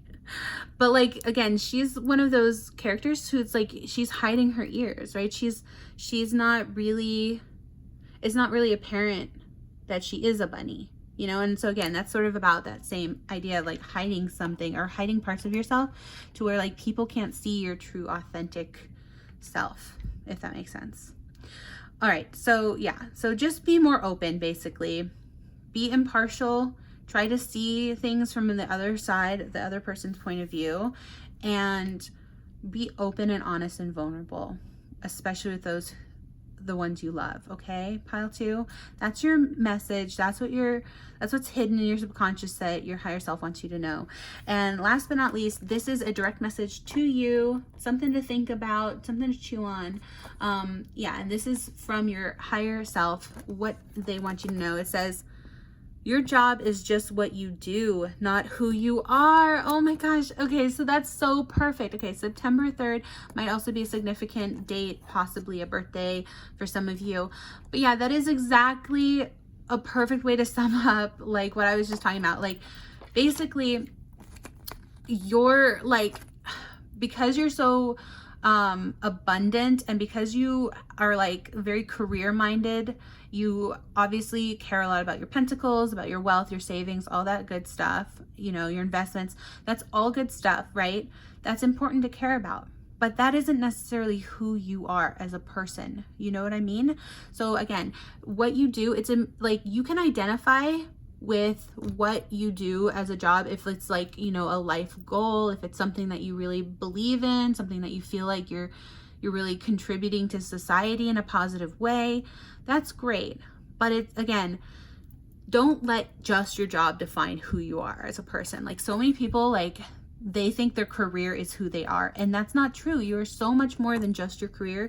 You have so many like likes and dislikes and like personal quirks and things that are also you, and that you should, you know, your higher self, or even your inner child is what I'm hearing, wants you to more identify with like, who were you before you had that job? You know, go back to your inner child and be like, who did I want to be when I grew up? And am I that person now? Ask yourself that question, you know, because it ends up being where, I heard this saying recently, and I know I'm going to butcher it because I only heard it once. I was, you know, scrolling Twitter as you do. I still call it Twitter. But yeah, and I came across this saying that it was like the game of life is basically just coming back to yourself. And I thought that was so profound, because it's like, yeah, you basically, whoever you believed you were when you were a child, for the most part, is who we really are truly deep down.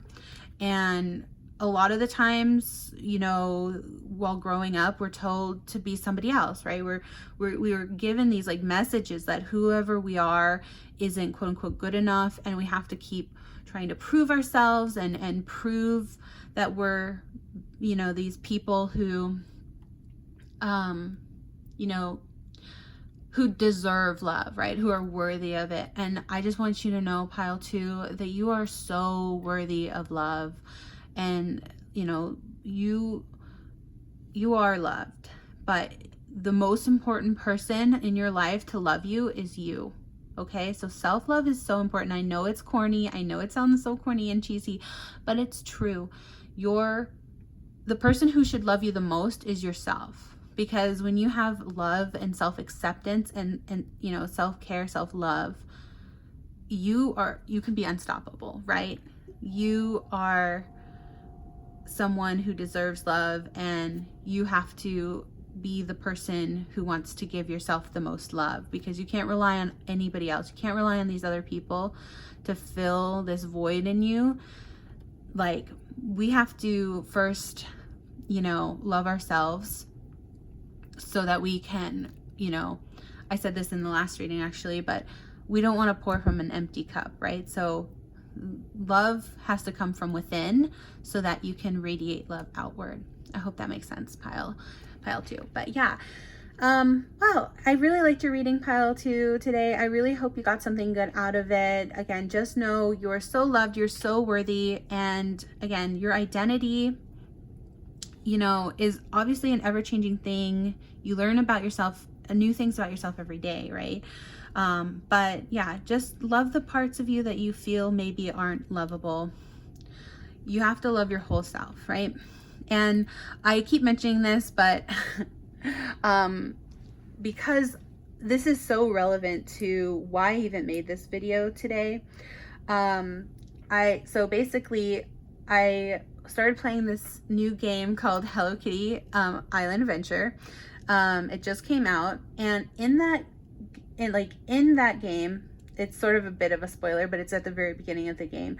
There is this plane ride of all the Sanrio characters, right? And basically, here, I'm going to show you actually.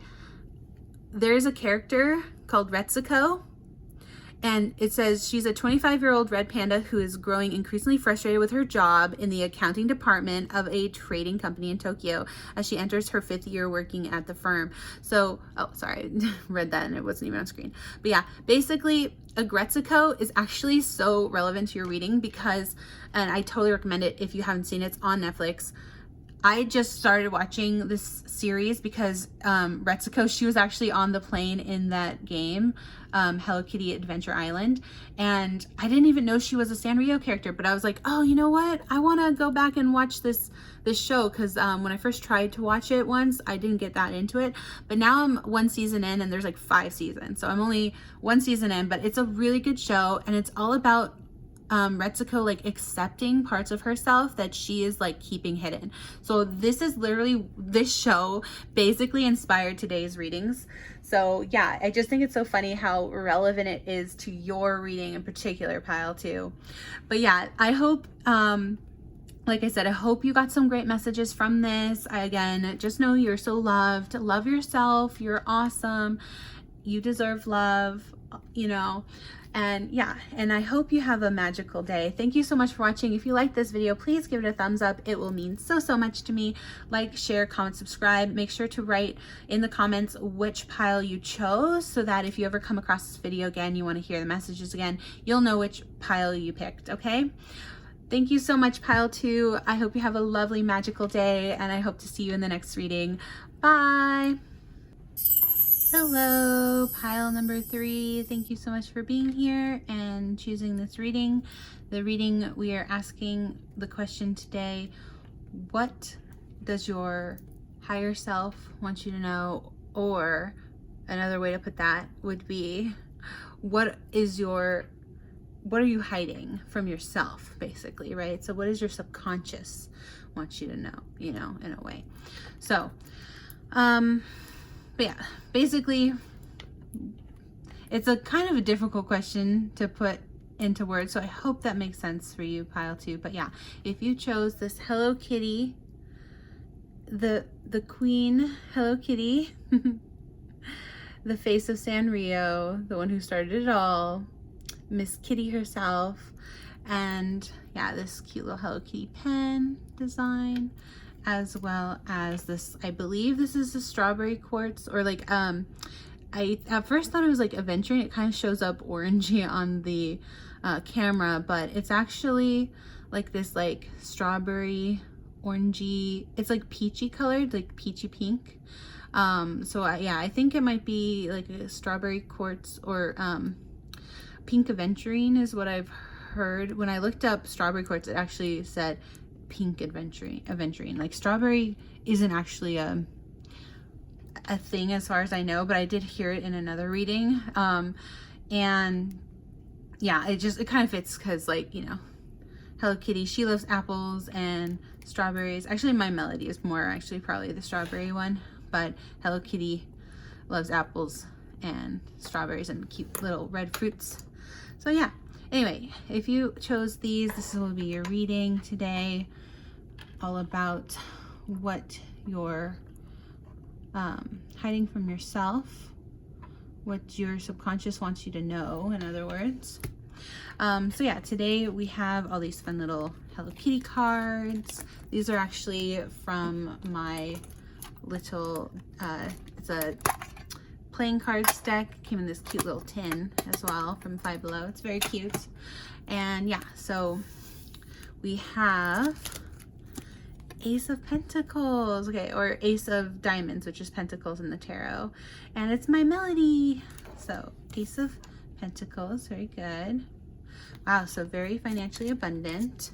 Ooh, then we have this Hello Kitty side profile, which is funny. We have Queen of Swords, or so it would be not Spears, but I think of Spears. Britney Spears? No, it's Britney, bitch. No. Queen of Swords. So basically, yeah, this like, basically like this take no-ish, you know, cut off energy. Again, Britney bitch kind of energy, right? Just like no nonsense, straight to the point, cutthroat in a way, you know, energy. But like the feminine version of that. Okay, and then we have 4 of Pentacles, 4 of Diamonds. Very nice. Okay. Then we also have, oh my gosh, y'all, you got the Magician. That's amazing. Okay, so this, by the way, is the Kawaii Tarot. This is what the back looks like. And you got the Magician. Okay, so it's number 1, card number 1 in the Major Arcana. And the Fool is before the Magician, right? So the Fool is actually 0. So technically the Fool is first, but yeah, it's 0. But yeah, the Magician, look at this beautiful like infinity sign you got. Okay, so yeah, you are magical, pile 3. Very magical and powerful. Oh my gosh, and you got the Star, which is number 17. Again, so 1 or 17 might be significant for you, but yeah, wow, 2 Major Arcana. And look at this, look at specifically in this deck, we have Kawaii Tarot, we have the Star, and then the Magician also has a little star wand. Oh, and there's stars on the back, right? So yeah, Star is very significant for you, pile 3. That's amazing. Okay, so Star, the Star card is an Aquarius card, and basically it's about like wish fulfillment. Yeah, so magical wishes. Wow, awesome energy, pile 3. All right, so let me just keep looking to try to get the story here, but yeah, so far great cards. Now we also have the Crystal Unicorn Tarot, and it says, oh my gosh, no way, the Magician, you got the Magician twice. Pile Pile 3, that is amazing. That is so cool. See, this is why I really like always, I say this in every reading I do, at least in one of the piles, I'm always like so blown away by the synchronicities. Literally, you got the Magician twice. That is so crazy cool. So yeah, basically, this is why I always record my shuffle, even though when I'm shuffling, I'm like always like, this is stupid. No one's gonna want to watch the shuffle. But this is why I record the shuffles, because like, you know, if I had just done this, like y'all would probably think I just, you know, pulled these from the deck, like handpicked them, but I didn't. Like these both came out for you, pile 3. That is amazing. All right, wow, what an amazing energy. Who are you, pile 3? That's awesome. Okay, so far I'm seeing all great things. Nothing really truly hidden yet, but let's keep reading your cards. But yeah, that's great. Okay, so now this is from the Rebel deck. And by the way, it says 0 Fs. So just a heads up, it does cuss. Almost every card in this deck has some kind of cuss word in it. But it says, everyone has their turn. Welcome to yours. Gather your tired ass up and handle it. All right. And it says, you are going through some tough shit. Yeah. So yeah, no nonsense. Message right there from your higher self, pile 3. Okay, so basically, I guess it's a bit, again, I'll keep looking at your last few cards, but it is basically saying that you have some stuff to work through. let me just keep reading. Okay, so basically, we also have the Chakra Wisdom Oracle card next. Okay, yeah, so it's guilt. Yeah, I was gonna say, this is like your overall energy, and like this is like the answer to what you're hiding. You're hiding some guilt. Okay, so you have some guilt for something. Again, it's gonna be different for everybody what that is about, but yeah. We will read actually from the Chakra Wisdom Oracle book in a moment, but let me check also your love and relationships and your Affirmators creativity.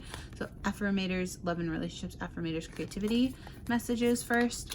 So it says, warmth. I focus on warmth and let it guide all my interactions. No matter how others behave, I choose to respond warmly. Okay, yeah.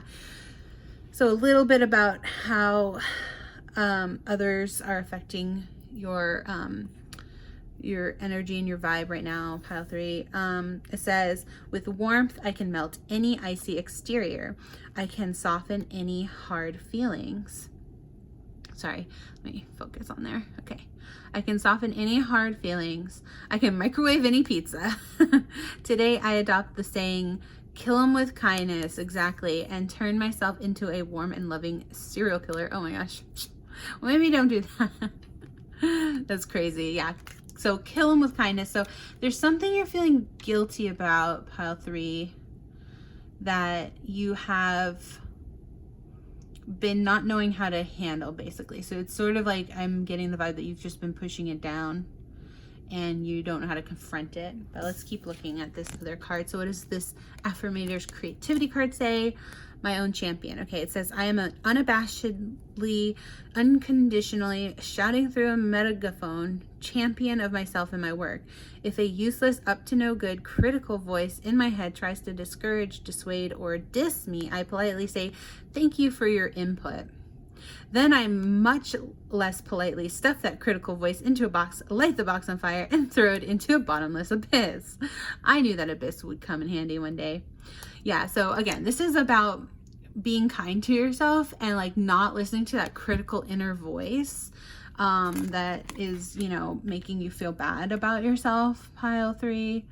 Because yeah, you clearly have a lot of good things going for you. I mean, you literally got the Magician in this. You got the Magician twice, both in the Kawaii Tarot and the Union. I keep wanting to call this Unionicorn Tarot. The Crystal Unicorn Tarot. Right here, you got the Magician twice.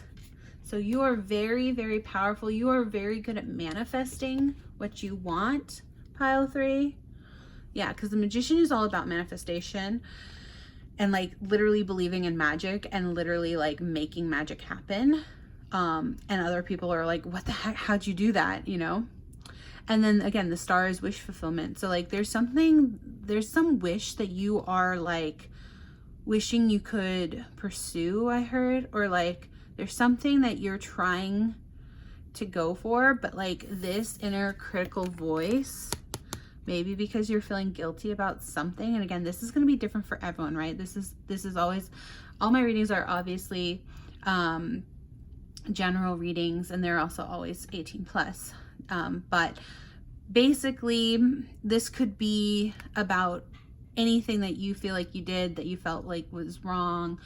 And this is a little different. Guilt and shame sometimes go hand in hand too. So maybe it's just a general feeling of shame for something. Maybe you feel ashamed of something that, you know, you did in the like far past, or something that you are still holding on to, something that like your inner critic is kind of like bullying you about in a way and make you feel bad about yourself about it.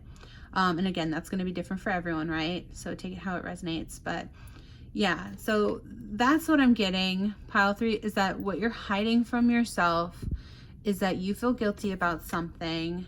And I want to read this. Like I said, I want to read the guilt card. And I wish I had a little bit more room because I keep realizing that whenever I'm laying out these cards, they look good, but then you know, the bottom of the card is getting cut off here. But yeah, this says guilt here. But yeah, let me just read what this card has to do. Like, what does this card have to do with? Obviously, what you're hiding from yourself is this feeling of guilt for something. Okay, so it says guilt, Saint Apricot. I am sorry, but I have to take care of myself. Okay, so it's a guilt for maybe being abundant in a way. Like you could even have like a guilt for like, maybe even like I just heard a survivor's guilt or something. Like maybe you feel guilty for being so abundant or able to manifest what you want, and other people are like, how are you doing that? Like that's not fair. You're like, you know, maybe even people have accused you of like literally cheating, like not actually cheating on a partner, but maybe for some of you, but like actually like cheating in like on a test or something. You're like, they're like, how did you know? How did you get like a straight A+? Like how'd you get the best score in the class? Like, you know, and again, all my readings are 18 plus, but like if you're maybe at college or something, you know, maybe they're all like, this is just an example, right? But like maybe you like scored really high on a test, like SATs, or no, the STAT, I think it's called, right? If you're like applying to be a lawyer. Correct me if I'm wrong. I've never been a lawyer, but anyway, maybe you've taken some kind of test, right, in college or something, and people are like, how did you get an A+? Like everyone else in the class got less than a C. You know what I mean?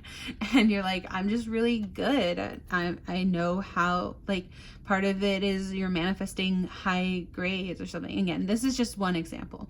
But for some of you, like, again, it could be anything like that, right? So any like kind of job performance, like people are like, how did you do so well on that, like, you know, on that presentation with the boss? Like, you know, like, yeah, I just feel like you're getting these feelings of guilt because other people are kind of guilting you. That's the vibe I'm getting from this. Is like maybe other people have guilted you to make you feel bad about like manifestation. Or again, maybe it could be something else that you're feeling guilty about, right? Take it as it resonates. It's going to be different for everyone. But let's just keep reading what it says about guilt.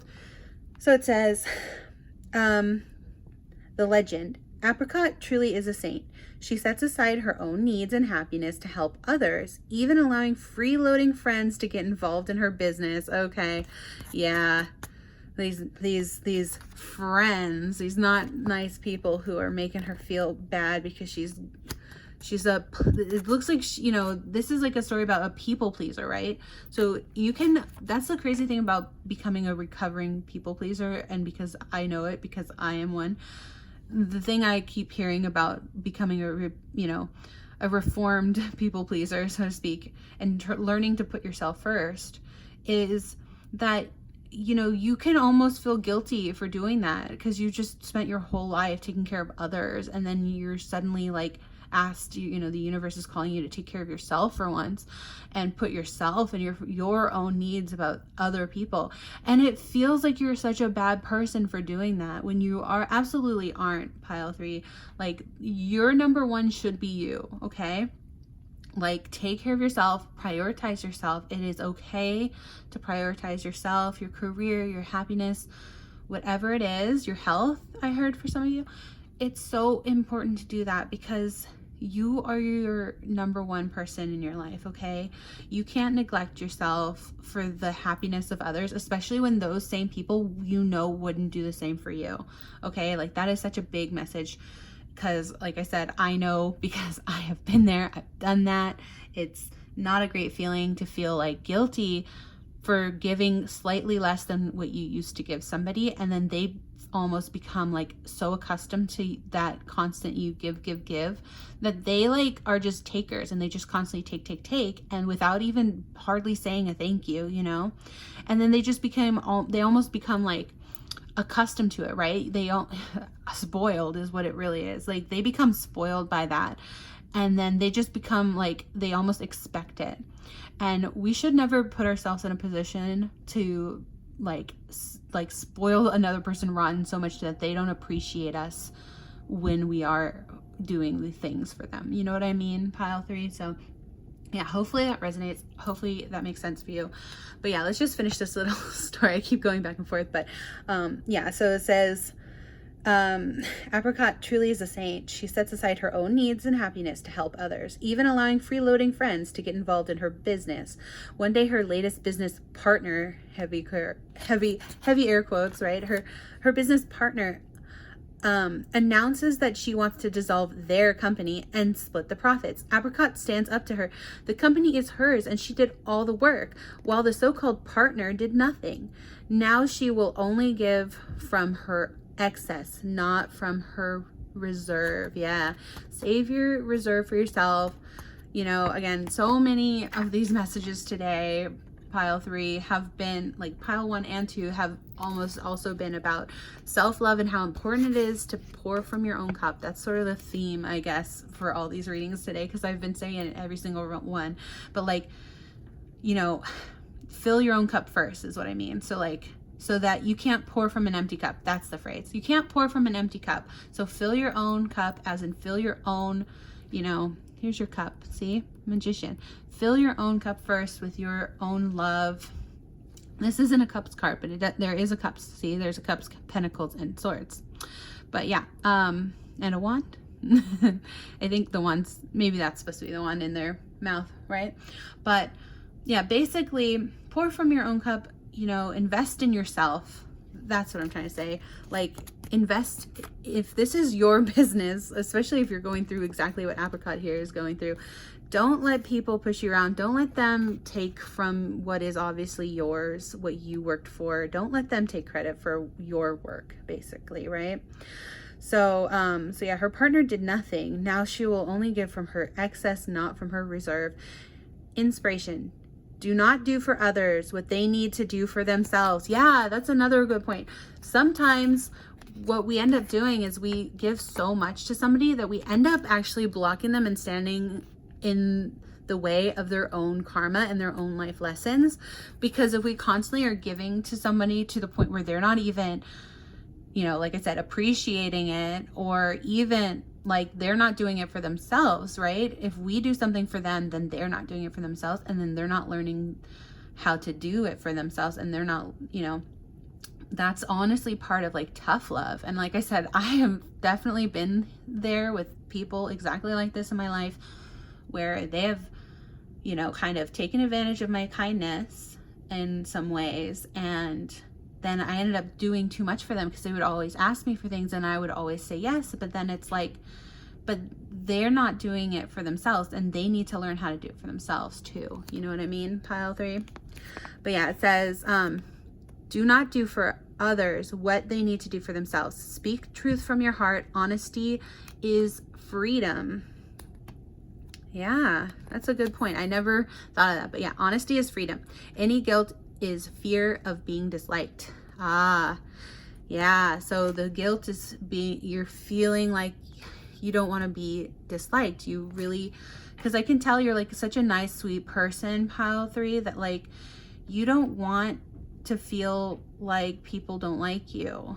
But honestly, that's a them problem, right? If they don't like you, that doesn't mean that you're a bad person, honestly. And sometimes people don't like you literally because you're a good person, which I had to learn the hard way. It's so messed up, I think, but it's true. Some people who are out there just are truly haters and jealous and mean people, mean-spirited people. And so they actually don't like nice people because it holds a mirror up to themselves, and then all they see is like, well, if they're so nice and if they're actually genuinely kind, good people, then what does that say about me? And then they don't like it, and so they project all their kind of self-hatred back at you and be like, you must be fake, no one's that nice, you know, that kind of thing. But no, it's true. There are actually genuinely loving, caring, giving individuals. And for people like us, pile 3, for people who have always given, give, like as a giver, we almost have to learn the opposite lesson that they do, which is like, you have to learn how to say no and stand up for yourself and be like, actually, I deserve better. Actually, I don't deserve this treatment. Actually, I don't owe you anything. I don't owe you my time, energy, money, whatever it is, right? Like, you need to be able to, you know, put your foot down. You know, after a while, it's like when someone's taken so much advantage of you, you have to put your foot down and be like, no more. I'm not going to put up with this anymore. Like, I can't handle this. This is not fair to me. Right, pile 3? So yeah, I hope that makes sense. And again, I keep going back and forth, but yeah, it says, yeah, personal inquiry. Am I giving away too much time and energy? Exactly. And resenting it. Yeah. So that's the thing. We got to be careful again. And 2222, I just saw 4 2s. So that might be in synchronicity for some of you. I just saw that on my camera. But are you actually, this is what your higher self / subconscious wants you to know, that you might be doing this out of a place of like feeling like, you know, you feel guilty for, like I said, a little bit of survivor bias is what I keep hearing, or survivor's guilt. I mean, excuse me. It's like survivor's guilt because you were able to maybe do better than other people you know around you. So you keep trying to help them because you're like, I don't want to like feel like, you know, they just think, because maybe some people have even told you, because they're rude, they're like, oh, everything you have is out of luck. Like, you're just so lucky. Like, again, I said this in another pile, but like this reading is coming out on like the 14th, 15th, right? Sometimes I try to aim for Fridays. Sometimes it ends up being Saturdays, but yeah, like a couple days right before St. Patrick's Day, right? So that's all about luck. And so some people may have like accused you of just being lucky, and it's like, but it's not luck. It's hard work, and it's you knowing how to manifest things, and that is actually a skill. And not a lot of people think, like, a lot of people don't think that manifestation is a skill, but believe me, I've had enough life experiences to know it really truly is a skill, and you have to practice at it, you know. And so you've put in that time to practice your manifestations, and which honestly, working hard is part of manifesting, because like nothing's gonna happen. Like, certain big things do take hard work too, but that is also part of manifestation. So again, so it's anything but just luck, right? Pile 3, it's not just luck. You did it because you worked hard for it, and you got what you have because you worked your butt off. And these other people who didn't are all jealous and are like, oh, everything you have, you're just so lucky, it's only because you're lucky. And it's like, no, it's because you worked hard and they didn't, and they're jealous. So don't listen to the haters. That's also been a main theme of this this whole day's readings. It's so funny. So yeah, basically Key ideas is self-care, burdened by obligations, enabling others. Yeah, enabling. See, that's what I was talking about earlier. Like, part of this is like, you do it because sometimes you'll just offer things, and this kind of becomes a dynamic, I'm gonna say, with people who are actually covert narcissists. They'll do this thing I heard recently that blew my mind, and it made so much sense. Is what they do is it's called quiet begging, where like they'll ask you for things, but they're not actually being honest or straightforward that they're asking. They do it in a way where that then later they can claim, well, I never asked you to do that, you just did it for me. But it's like, it's because they literally, and they used guilt tactics. They literally made you feel guilty because they were like, oh, my car broke down. Oh, I don't have enough money for rent. Oh, I can't do that. You know, they play the victim. And they're like, oh, whatever will I do? And they make you feel like a bad person if you don't help them. But at the end of the day, you know, the universe especially wants you to know it isn't actually your responsibility to fix their problems, right? That's what we call enabling, right? We enable people if we continue to put up with that and like take the bait, basically, because this is covert narcissism, I think, is what you're dealing with, pile 3. And I'm so sorry to have to be the one to like you know, don't shoot the messenger, but I'm sorry that I have to tell you this, but whoever you're thinking about right now, whoever this is applying to in your life, I can't diagnose anyone, but like I said, I've dealt with this in the past, and it really is so sinister because it's like these people are using your good nature against you to get what they want, and then they don't feel guilty at all because they're bad people. They're not nice people. So, but they're using your kindness against you, and they're manipulating you to think that, oh, you're a bad person if you don't help me, blah blah blah blah. And it's like, no, at the end of the day, you can only help people so much, and then at the end of the day, it's their life is in their hands, right? Not my circus, not my monkeys. You have to focus on you, pile 3. You have to prioritize yourself, okay? Be your own champion. Focus on yourself, and don't be so self-critical either. So yeah.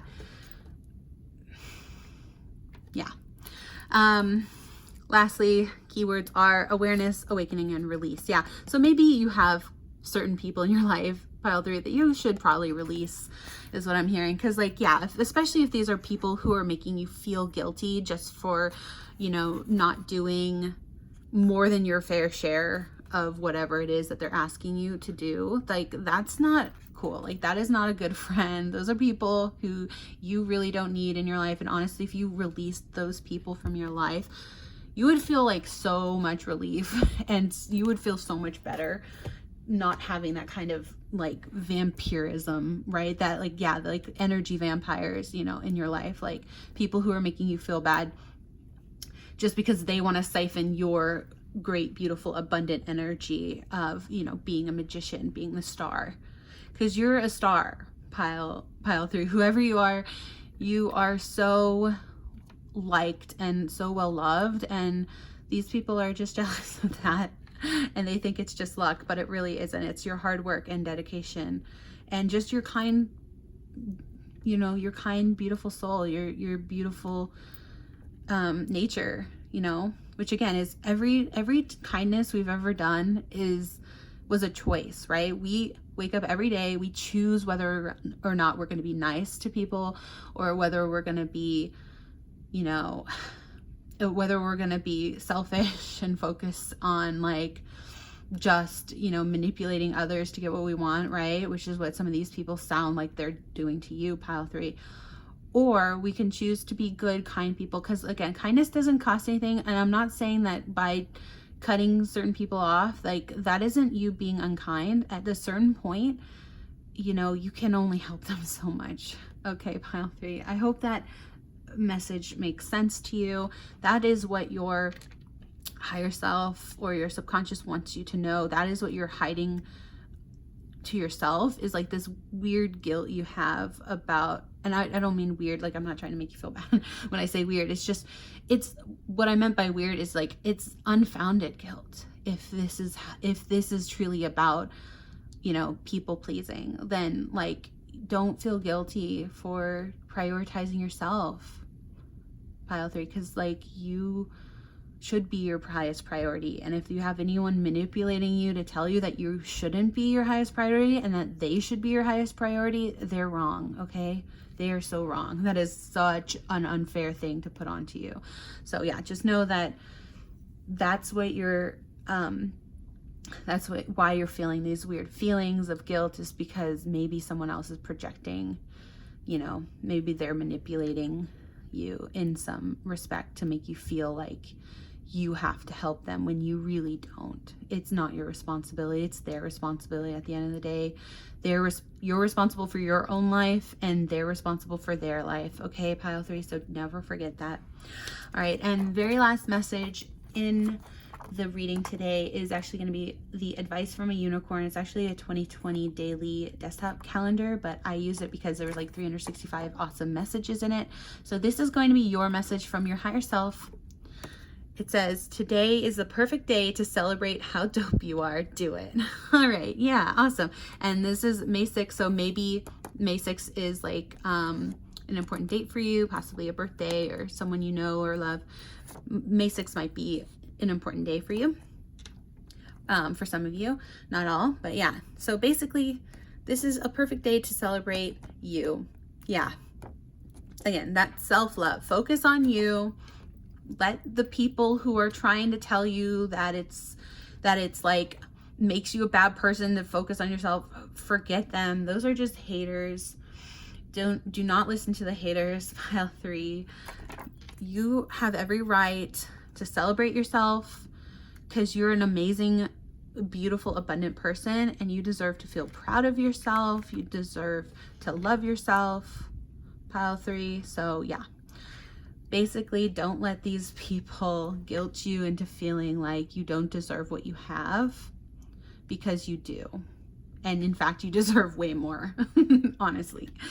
But yeah, but that will come with self-love if you continue to focus on yourself, and you can continue to manifest good things for yourself once you stop putting all this energy into these people who don't appreciate it. Okay, pile 3.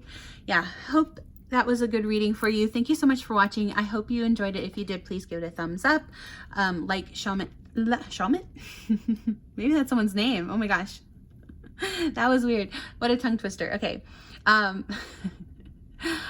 Like, comment, and subscribe is what I was trying to say. Like, comment, subscribe, all that good stuff. Also, make sure to comment which pile you chose, just in case you ever come back to this reading, then you'll know which pile you picked. That way you can rehear the messages if you'd like. But yeah, thank you so much for watching. I hope you enjoyed this reading, and I hope you have a lovely, magical day. Bye, pile 3. Bye. Hello, pile number 4. Thank you so much for being here today and choosing this reading. I hope you're having a lovely day. And today we are asking the question from the universe: what is your higher self, or what is your higher self hiding from you? Or as in, what are you hiding from yourself? Basically, is the question. I keep going back and forth on how exactly I want to state that question, because it's a little maybe confusing. But yeah, what are you hiding from yourself? Basically, what does your subconscious want you to know, or your higher self? What are things that you might not be consciously aware of that are affecting your life, even though you may not realize it, right? Hopefully that makes sense as a question. So yeah, what are you hiding from yourself? Today, if you chose this cute little Pochaco Sanrio character pen here, little puppy that looks like Snoopy. He's actually apparently based off of Snoopy, I heard. So yeah, or this cute little, I think it's cute. I like this stone a lot. It's I keep saying cute, but yeah, because it reminds me of Dalmatians, because it's called Dalmatian Jasper. So every time I see it, I just think of like the 101 Dalmatians movie, which is so crazy because I like literally thought about that earlier today before I even chose the stone. I was thinking about 101 Dalmatians.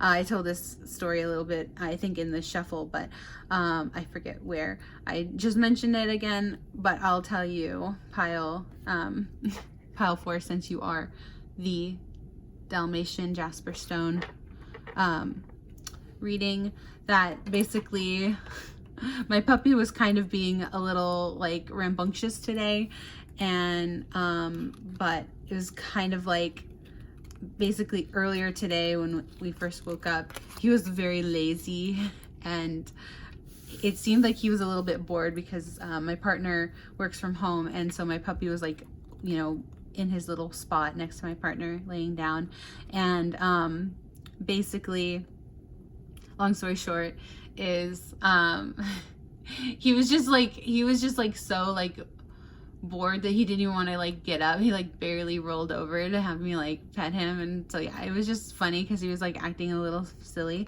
today. But it reminded me of 101 Dalmatians, where like Pongo is like kind of acting a little bored as well. So I don't know, maybe I'm getting like, I'm just picking up on this like boredom energy from you, pile 4. So yeah, but anyway, like I said, this is your reading for the Dalmatian Jasper and Pochaco, based off of Snoopy. Yeah, apparently because Snoopy was really popular, Sanrio literally was like, we'll make our own little Snoopy character. Yeah, anyway, today's reading, we have obviously some cute little Sanrio cards. I love this pattern on the back of these cards, and these are playing cards, so we can read them like tarot though. So this is actually the 4 of clubs, but in tarot that would mean it translates to the 4 of wands. Okay, 4 of wands. And then we have 10 of pentacles. Okay, so our 10 of pineapples? Diamonds. Why did I say pineapples? Are y'all eating pineapple right now? Imagine how crazy it would be if you were. No, I don't know why I said pineapples. Maybe some of y'all like SpongeBob. Man, I'm really getting tongue-tied in your reading too. So maybe you're feeling bored or like having a difficulty expressing yourself, pile 4, because yeah, for some reason I'm picking up this like energy that like it's literally making me tongue-tied. Anyway, and then we have Jack of Hearts, aka the Knight of Hearts, or Cups, Knight of Cups. Okay, and we have little pom-pomerin on the cover, or on this card, I mean. Yeah, so let's see. Yeah, 4 of Wands, 10 of Pentacles, which is very abundant energy, and oh my gosh,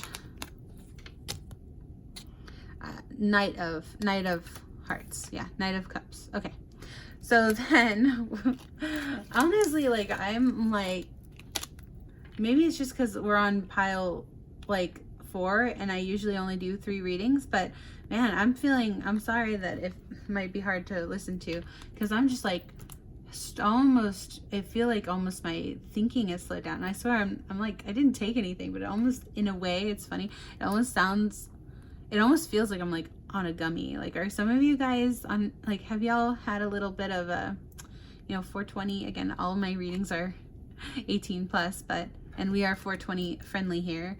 Check out my 420 special reading that I've made before, pile 4, if you are 420 friendly. But yeah, I don't know, I'm just getting that vibe. I'm like, it's actually really weird to pick up on that energy, but because it feels like everything's just kind of slowed down. Maybe that's how you're feeling about your life, like life is just stagnant or slowing to a halt almost.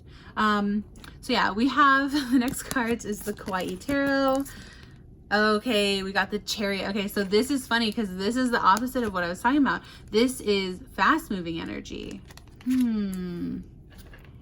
Yeah, so maybe I just feel slow in comparison to you.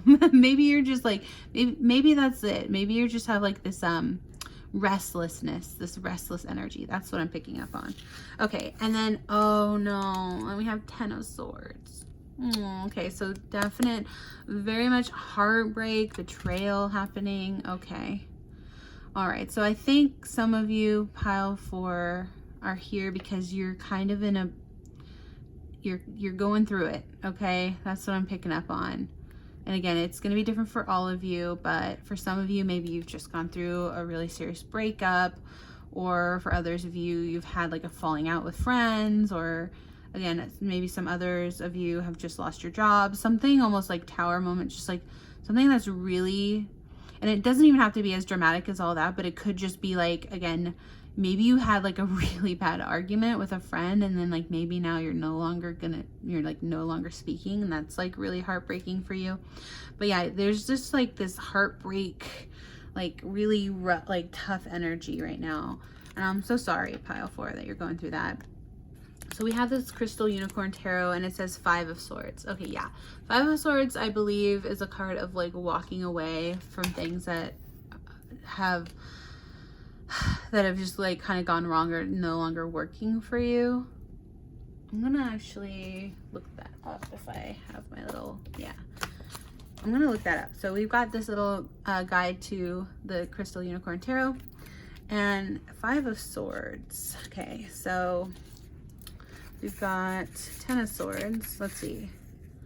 5 of Swords here. It says, sharpen your magical horns because you are spoiling for a fight, or someone might be bullying you. Oh, I'm so sorry. Yeah, see, maybe you had like an ex-friend who's now like becoming a bully and being like really mean to you, pile 4. I'm so sorry if you're going through that. That's so not fair. That's so mean. Okay, so someone might be bullying you. The challenge you face is more than likely super unfair. Yeah, definitely. I was picking up an unfair situation you're going through right now, pile 4. Maybe even abusive. Oh, yeah, especially with the 10 of Swords here. You're just feeling like so worn down and like beaten. Hopefully not physically. Again, if you're in an abusive relationship, pile 4, please seek help. Get out of that. I'm so sorry. But yeah, for some of you, again, it might not be as dramatic as that, but, and drama is not the right word, but as imminent, I guess, as painful as trying to escape an abusive relationship, right? Because that's heavy stuff. But maybe it's just like, and I mean, not just, but you know what I'm trying to say. Maybe for some of you, it's like, again, a fight with a friend, and maybe they said some really mean, abusive things. If you flip this card in your reading, then it's telling you to step back, chill, and examine the situation before you jump into it with anger. Learn from this. Don't fight it or fight it. Don't fight or... Y'all, I'm sorry. I'm not even showing you. It says, learn from this. Don't fight or fight it. What does that mean? Okay, keywords: betrayal, conflict, tension. Reverse would be forgiveness. Okay. So, oops. Sorry, pile 4. I just got a warning about my battery, so I gotta wrap it up, or like speed this up, I mean. But yeah, okay. So, ooh, that's rough, tough energy. I'm so sorry, pile 4, again, if you're going through this. Oh, my heart goes out to you. Okay, so we have the Rebel deck. Fair warning, this does cuss. So just heads up on that. It says, it's dark and you can't see a fucking thing. Yeah, I feel like, yeah, you've been left in the dark about something maybe. Maybe you don't have the full picture or something. And it says, get your head out of your ass pronto. Oh my gosh. Okay, yeah, so maybe it's, and again, maybe this is just in general, like maybe you don't have the full picture, but also maybe it's just like you're going through a really tough, dark time in your life right now. And I almost, because of the 10 of Swords, I want to say maybe even for some of you, it's like a dark night of the soul situation. But again, that will be different for everyone. It is a general reading, so take what applies. But yeah, oof, so that's heavy stuff. Okay, so this is like the overall answer essentially to our question, right? What are you hiding? And it's chakra. This is a chakra wisdom oracle, and it says facade. Okay, so maybe you're struggling right now with someone else's facade, like, again, because if you're dealing with another person, that could be really just draining you. I'm feeling so drained in this reading. Yeah, like dealing with their just, you know, effed upness is, I want to say. But yeah, maybe you're dealing with their facade. Maybe they're not the people they say they are. Maybe they're like two-faced in a way. Maybe they're acting one way around you and then acting a totally different way around others, to where like maybe even other people wouldn't believe you if you told them what's really going on, which again just ties back to that whole abusive relationship thing. So again, please pile 4. Please talk to somebody about what's going on if that is your case. I obviously would never advocate to staying in an abusive relationship. So yeah, please seek help from mental health professionals, someone who you can trust. There are, you know, phone lines to call, and, you know, programs out there for people in that situation if you find yourself in such a situation. But yeah, so facade, I'm really interested in. So if it's not like as dire as that for some of you, again, if this is going to be different for everyone because it is a general reading. So, but for some of you, I'm feeling like it might not be as difficult as that, but it is. Okay, let's just read what facade says, right? So it says, facade, bronze god, this isn't who I am. Okay, yeah, so maybe you're dealing also with like going through this shakeup, this heartache is making you question even who you are or your own identity, or maybe you're just like sick and tired of like putting on this face, this facade, like acting like everything's good when it's not, or something, right? So it says, the legend, the bronze boy, Darnell was young when his father died, and he became the man of the family.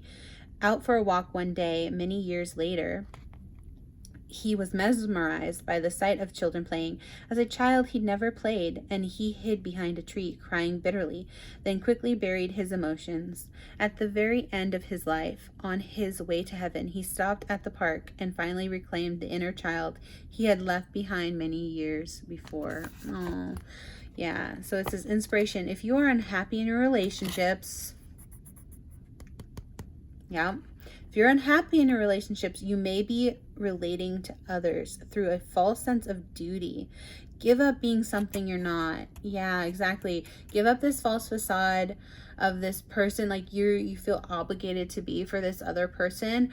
Be your true self. It's always so important to be your true authentic self, so that we don't end up getting in relationships in which we feel like we're not meshing because we've put on this false mask, or we're pretending to be this person that we're not. And so the other person doesn't even love and accept us for who we truly are. Because maybe we haven't been completely honest with that other person, or if we've tried to be honest, then they don't accept that other person. But it's like, it's always best to put your best foot forward and be your true authentic self to everyone you meet, so that you can align best with the people who are your people. Okay, pile 4. So it's like you need to be your true self in order to attract the like-minded people, okay? And you can't do that if you're always pretending to be someone you're not, okay? Or having this false facade mask on. So just keep that in mind. So yeah, it says, if you are unhappy in your relationship, you may be relating to others through a false sense of duty. Give up being something you are not. Personal inquiry is, bronze god is about reclaiming life. What have I done to heal my childhood pain? Okay, yeah, so some of you might even be dealing with some childhood traumas. Again, if you are, I highly recommend getting into some sort of therapy to work on that. I know not everyone can afford therapy, and I totally understand that, because for a very long time I wasn't able to afford therapy. But there are programs out there that are available to help if you are in financial need of therapies. So I would say definitely recommend looking into that if you feel like that's something that would help you. And then the key idea is disassociating from yourself, reclaiming your life, healing childhood pain. Keywords are recovery, integration, and play. All right, yeah, so maybe even, again, it mentioned disassociation. Maybe some of you are dealing with disassociation, and maybe that's That's why I like had such fogginess in the beginning of this reading. Was like, it was honestly hard for me to think and focus on the reading. Like it was like, yeah, I was starting to feel almost lightheaded of like, and you know, I'm fine, but I was really channeling this feeling, this energy of being like, I guess, overwhelmed with everything that's going on, especially with this heartache. Like this Ten of Swords is such a tough energy. And again, I just want to remind you, pile 4, that it gets better. Don't, you know, think like this is going to be this way forever. You can get out of this tough situation. This is only temporary. And in fact, that's what the Chariot card is about fast, quick moving energy and moving towards something better. Okay, so like think of literally a chariot, or like some Chariot cards, some decks have like a nice car, you know, or something, just like a vehicle moving forward, right? The wheel ever spinning. You will get through this. You will move forward. This is temporary. The universe and God, this, whatever you want to call it, right? Universe, God, whichever deity you may believe in, your higher self. They want you to know, like your angels, ancestors, spirit guides, whatever it is that you resonate with. That's, again, going to be different for everybody, okay? So I respect all religions and belief systems here on my channel, okay? But yeah, however you identify with, or however you believe, whatever you believe in. And for some of you, maybe you're like thinking, I don't believe in anything, because you're so in this Ten of Swords energy, like this super depressed, almost apathetic energy. But just know that, like, again, if you don't believe in anything else in this world, pile 4, believe in yourself, okay?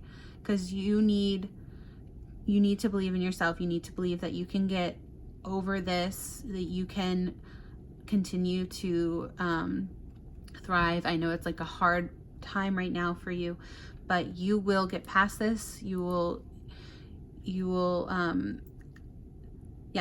get through this, okay? I just want to keep reminding you that you are strong. You have the ability to overcome, okay? So I was actually I channeled the song from Frozen 2. I don't know if you guys are familiar with the movie Frozen 2, but in that movie, Anna, she sings a song about doing the next right thing. So basically putting one foot in front of the other, even though it's really hard, even though it's like, you know, even if you're like really depressed or struggling right now, just trying to do, like, focus on just doing the next right thing and the next right thing and the next right thing, you know, step by step by step, and then you'll get through it, okay? Because it may not feel like it's fast. It may feel kind of difficult to get through in the moment, but then just know when you come out it on the other side, you're gonna really appreciate yourself, and you're going to be proud of yourself for what you were able to overcome, okay?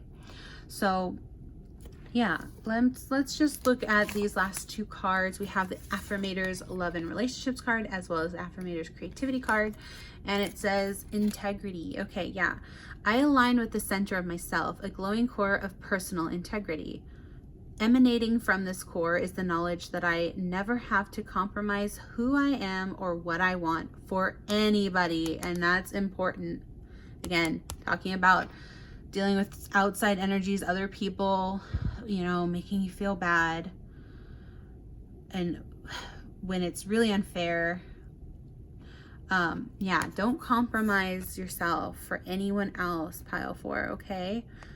I can live a life that doesn't include settling. Yeah, see, this is all about, like, maybe you're just not in alignment with this other person because you've tried to make it work, and it just sounds like it just keeps being like this almost fruitless effort, like this hopeless almost endeavor to keep trying to make something work with someone who maybe, you know, they're not putting in as much effort as you, and it you can feel that, and it's just like, really, I know how tough that can be. It sucks to feel like you're the only person trying to make a relationship work. So yeah, I can live a life that doesn't include settling unless I want to settle, in which case settling would be my idea of perfection and would cease to be considered settling. Ugh, paradoxes hurt. Yeah. So again, this is just a huge, like, obvious sign that it's saying don't settle, don't put up with bad behavior from others, especially if it's abusive. Again, do not put up with abuse. You deserve so much better than that, pile 4. So never let someone treat you in a way that you would never treat another person. Or yeah, don't let them believe that you deserve that, because again, I don't know if you guys have heard that there's this saying from a movie called, I think it was the movie oh my gosh, what was it called? Something about wallflowers, I think. The Inner Life of Wallflowers, I think, something like that. It had the actress from Harry Potter, who played Hermione Granger, Emma Watson. Yeah. So, but anyway, in that movie, one of the main things that movie is about, and it's called The Perks of Being a Wallflower. That's what it is. Perks of Being a Wallflower. It's an interesting movie. Yeah, here's there you go. There's Emma Watson in it. She's one of the main characters. This is what the cover looks like. And yeah, it's a good movie, but it's sort of about her character kind of like coming to terms with, like, you know, she says this thing about we accept the love that we believe we deserve. Yeah, so that's what it's about. So again, I highly recommend that movie if you haven't seen it. I only saw it once, but I thought it was pretty good. And again, just if you only watch it just to hear that line, again, I think it's very important and impactful to remember that that's what you're hiding from yourself, is that you're accepting this behavior from this other person because you almost think that that's what you deserve. And I'm here to tell you that is so not true. You deserve so much more love. You deserve so much more. Okay, you deserve love, you deserve respect, you deserve kindness. You don't deserve to be treated in a terrible way. Okay, and if you're feeling like you've given and given and given to this relationship and it's still not working, you have to at some point acknowledge that either you are choosing to settle for this behavior because you think this is acceptable behavior from this person, or you think that this is what you deserve. But yeah, your higher self wants you to know that you don't deserve that, and you don't deserve to feel this way, and you deserve so much better. So yeah, don't put up with that if that's what you're dealing with. And then we have the creativity card. It says seeing the best. Okay, yeah, so this is maybe even possibly sort of like your quote-unquote problem, pile 4, which usually it seems like it's a good thing, right, to always see the best in people. But maybe it comes a time where it's like that can actually hurt you if you're constantly making excuses for another person's behavior and letting bad things slide and things that you shouldn't be putting up with and nobody should put up with. And if you're just enabling them to like continue to treat you poorly, you know, like, what does it say? I did this. That's the thing you're hiding from yourself, is like you are accepting it in some way, right? On a unconscious level, even though you don't like it, you are in a way accepting it. So you're just being asked to examine why you are doing that, right? So it says, seeing the best. As a little experiment, next time I make something, I promise to only comment on its very best qualities. If what I've made seems like garbage, I'll find the beauty in that garbage. I'll sign my name on that garbage and proudly put it on display. When someone asks about the garbage, I'll talk openly about the process that got that garbage made. Then find out what day the city picks up trash. No offense, garbage. Yeah, see, this is literally about like throwing away the trash. Like, you know that phrase, like, oh, the trash took itself out? Like, maybe this is about like coming to terms with like realizing you deserve better and, you know, not putting up with this garbage anymore. Okay. Okay, pile 4, I hope that makes sense. Yeah. I'm so sorry you're dealing with this right now. But yeah, like I said, you'll move past this as long as you allow yourself, right? We all have free will. So if you allow yourself to put this behind you, you will heal from this, okay? But yeah, I'm so sorry you're dealing with this. It's never fun to deal with a 10 of Swords energy. Believe me, I know. I've had my fair share of 10 of Swords energy in my life, and yeah, it's not fun, but you will get through it, okay?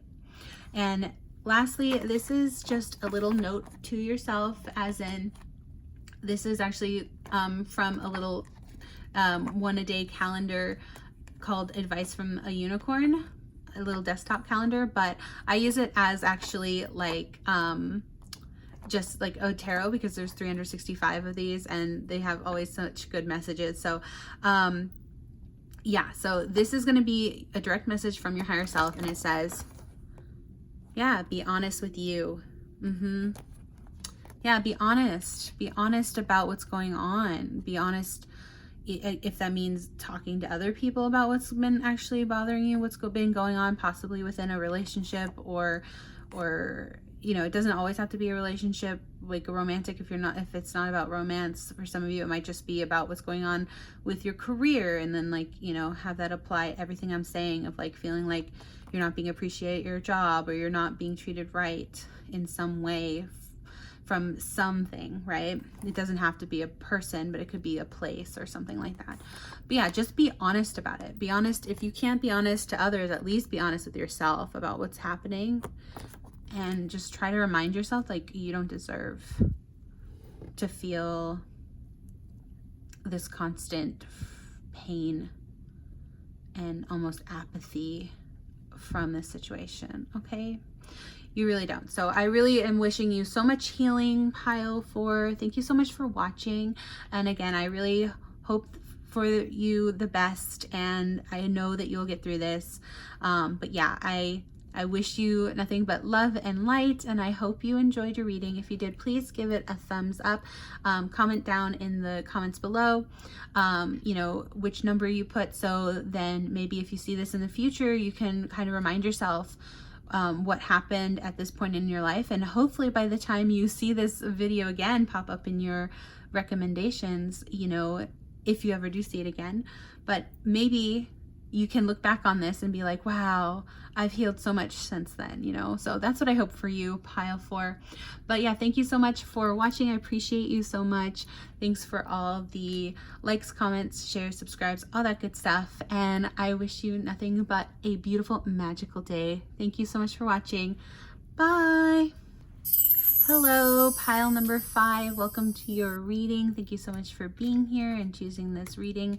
Today we are asking the question of our higher selves, what am I hiding from myself? So basically asking, like, what's in your subconscious that, like, is affecting your life, but you know, you're not fully aware, right?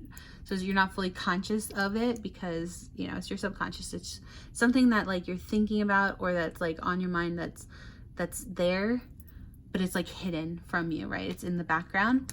So yeah, this is bringing it to light today. And again, if you picked this pile 5, cute little My Melody, between you and me, My Melody is my favorite Sanrio character. She's so precious, so cute.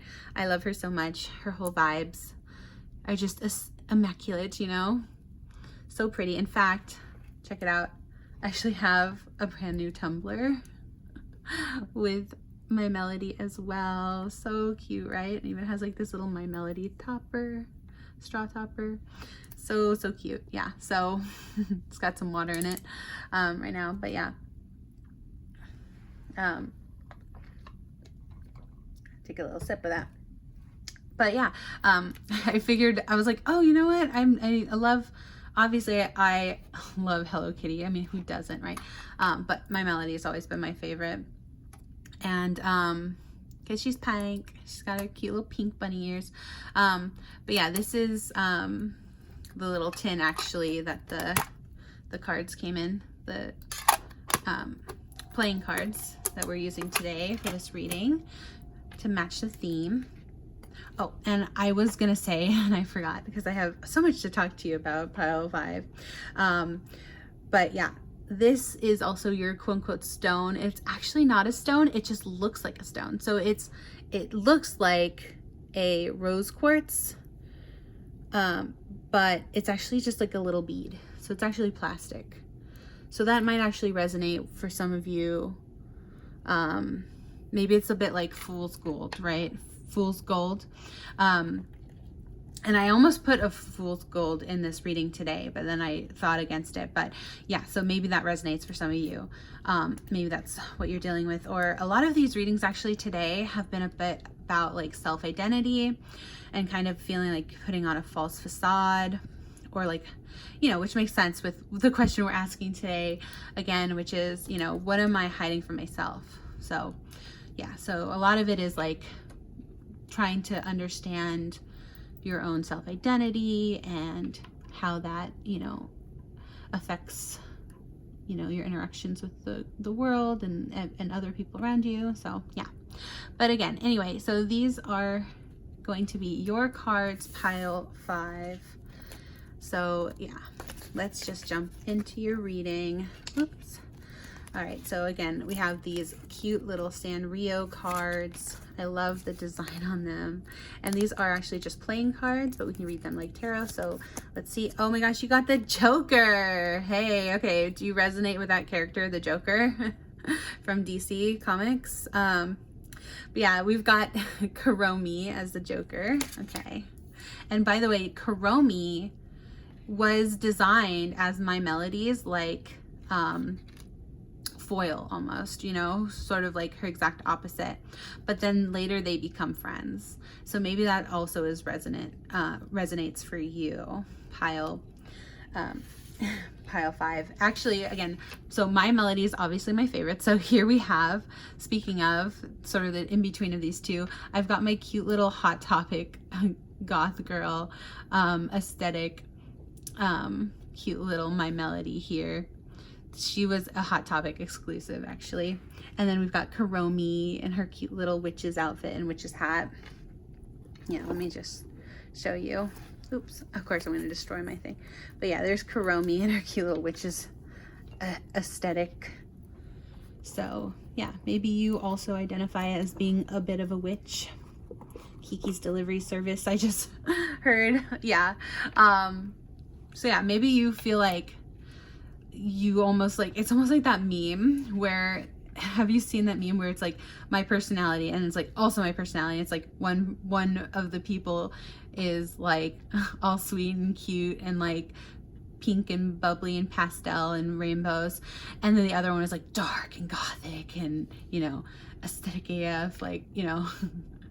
So yeah, which honestly the mix between is just called like pastel goth, right? So like it's a thing, it's definitely a thing. Like some people, and I'm especially like this as well, some people kind of have duality and like both at the same time in their personalities, and they're sometimes like they don't even know themselves. They're like, am I sweet and bubbly and love pink and bubblegum and, you know, all the sweet rainbows and hearts and, you know, rainbows and lollipops, you know, what's that song? Rainbows, lollipops, and yeah, that song. Do y'all know that song? Oh my gosh, it's gonna bug me if I don't look it up, but I haven't even gotten into your cars yet. Lollipops and rainbows, all things that wonderful.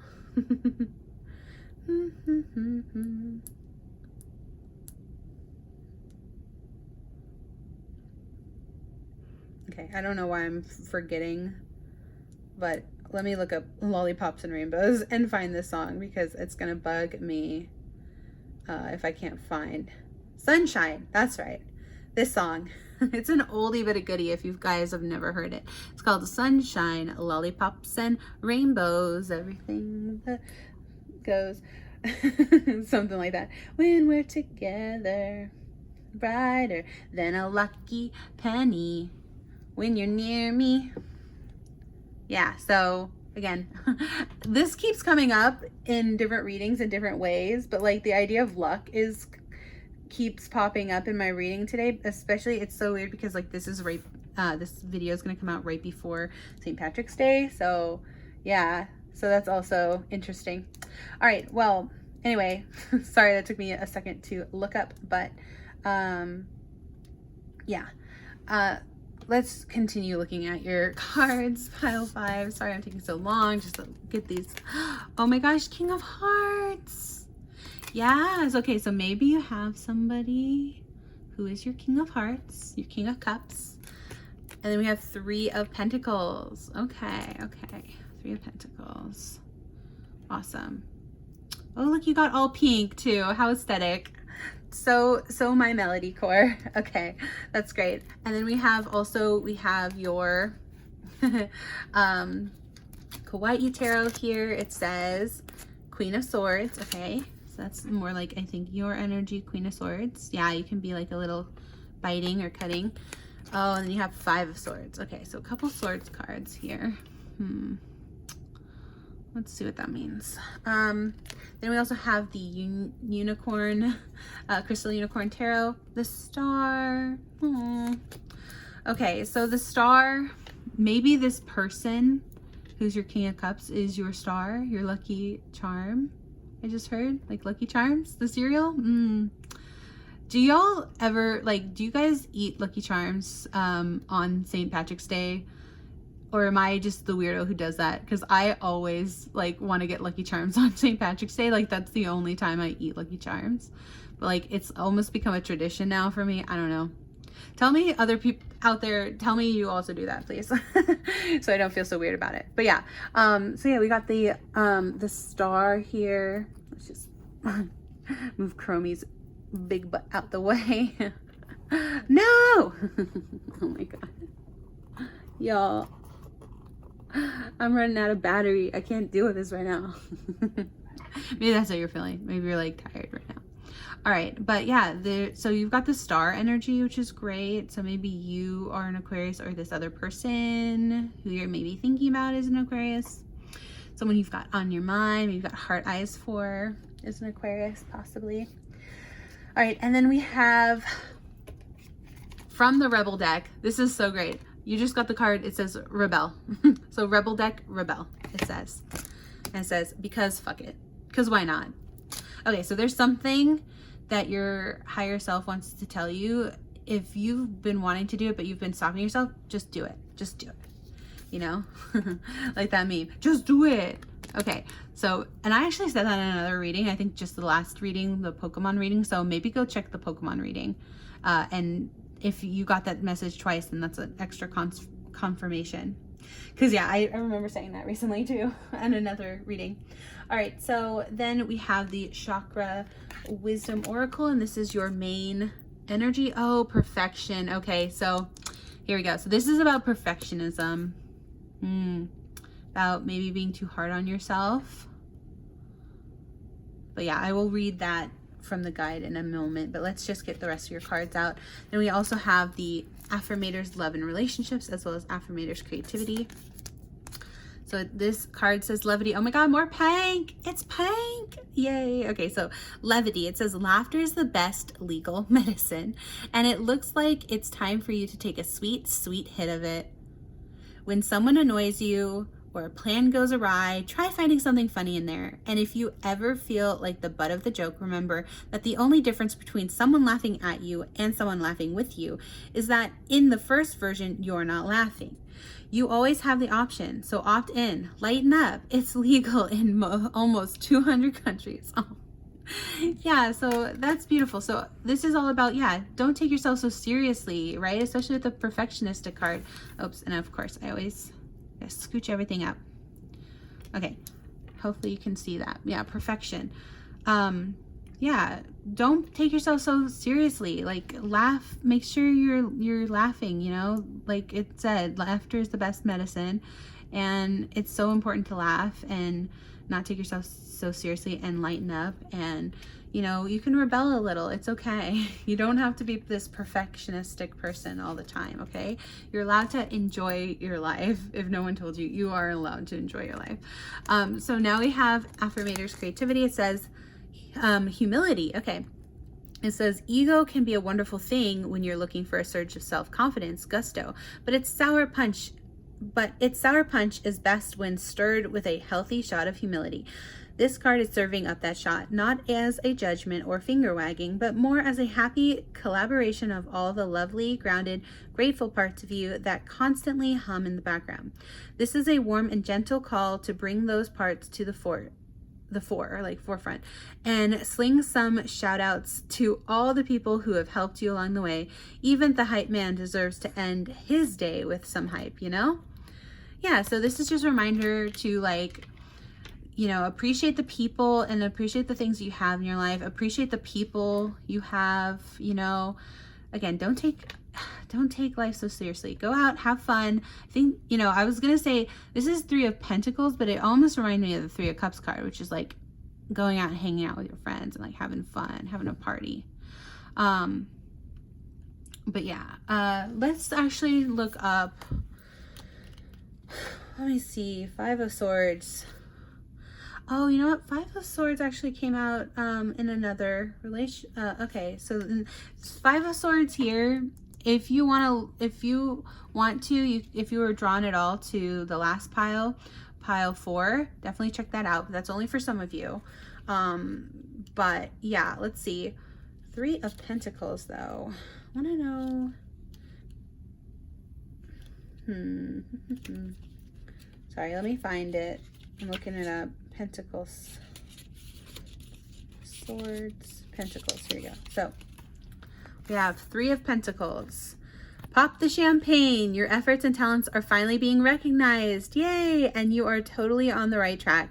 You are creating a reputation for 5-star work, which will bring you even more abundance. You've reached your goals. Now set new ones and keep going. Okay, awesome. Yeah, so the Three of Pentacles is talking about you know, being acknowledged for your hard work. You know, you're so hard on yourself all the time. You want everything to be perfect, but just know that other people appreciate you for the perfectly imperfect person you are. Okay, pile 3, you have a lot of great qualities. You have a lot to give others. And so you need to not be so self-critical. And again, honestly, this is a message, I'm not just telling you, pile 5. Did I call you pile 3 earlier? Sorry. I'm not telling you to do this, pile 5. I'm telling myself this too, because truthfully, if there's any pile I picked for myself today, it is also this one. My Melody, like I said, is my favorite character in the Sanrio universe. So, you know, I totally would have picked this reading as well. So I resonate a lot with these messages as well, just so you know. So yeah, you're not in this alone. Just know that, like, yeah, the universe has your back, and they want you to appreciate all your hard work and, you know, be proud of yourself for that hard work. And, you know, you're allowed to, like I said, enjoy your life. You're allowed to have fun.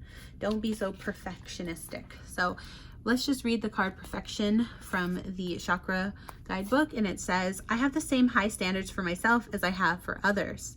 The legend, Raspberry needs no makeup to accentuate her exquisite features, but she wears it anyway. She is a perfectionist. She speaks the truth at all times, believing that she is helping others by sharing her truth. While statements such as your child is overweight are honest, they make others avoid her. Lonely, she seeks the advice of her favorite elderberry, who teaches her that honesty without kindness is cruelty. Her new vulnerability allows her to see the beauty in others as well as in herself.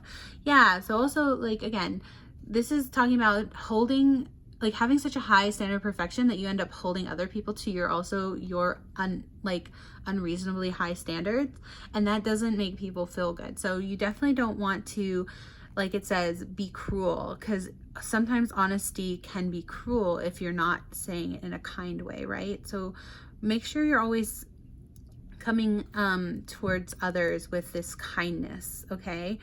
Like, you don't need to expect perfection out of others as well as yourself. So inspiration, are you being too hard on yourself and consequently on others? Begin to look for what's right and good in your world and you will see it.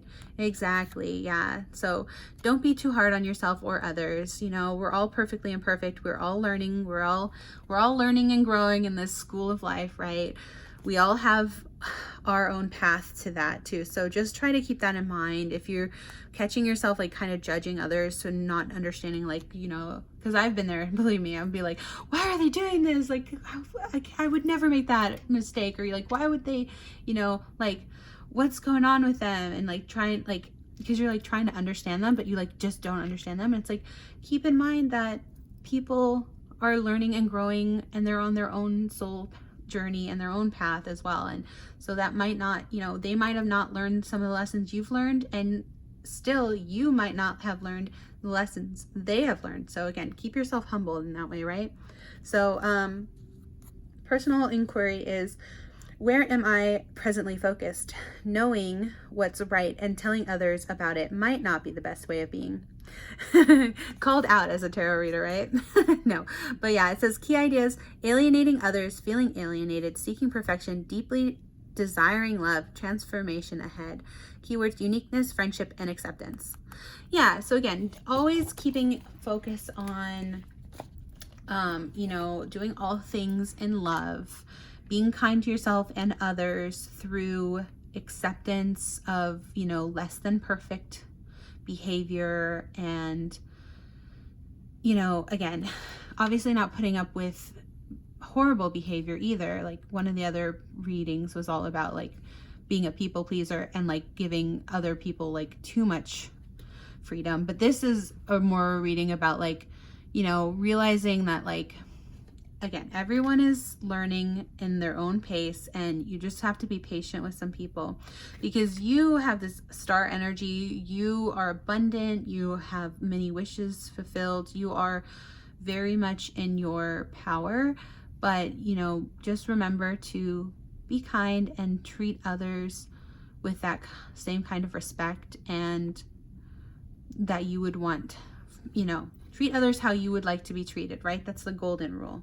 And so, yeah, just remember to not be so hard on yourself or others. That is your main takeaway, pile 5. Yeah, a pretty straightforward reading today for you, pile 5. But yeah, it's a important lesson to remind yourself.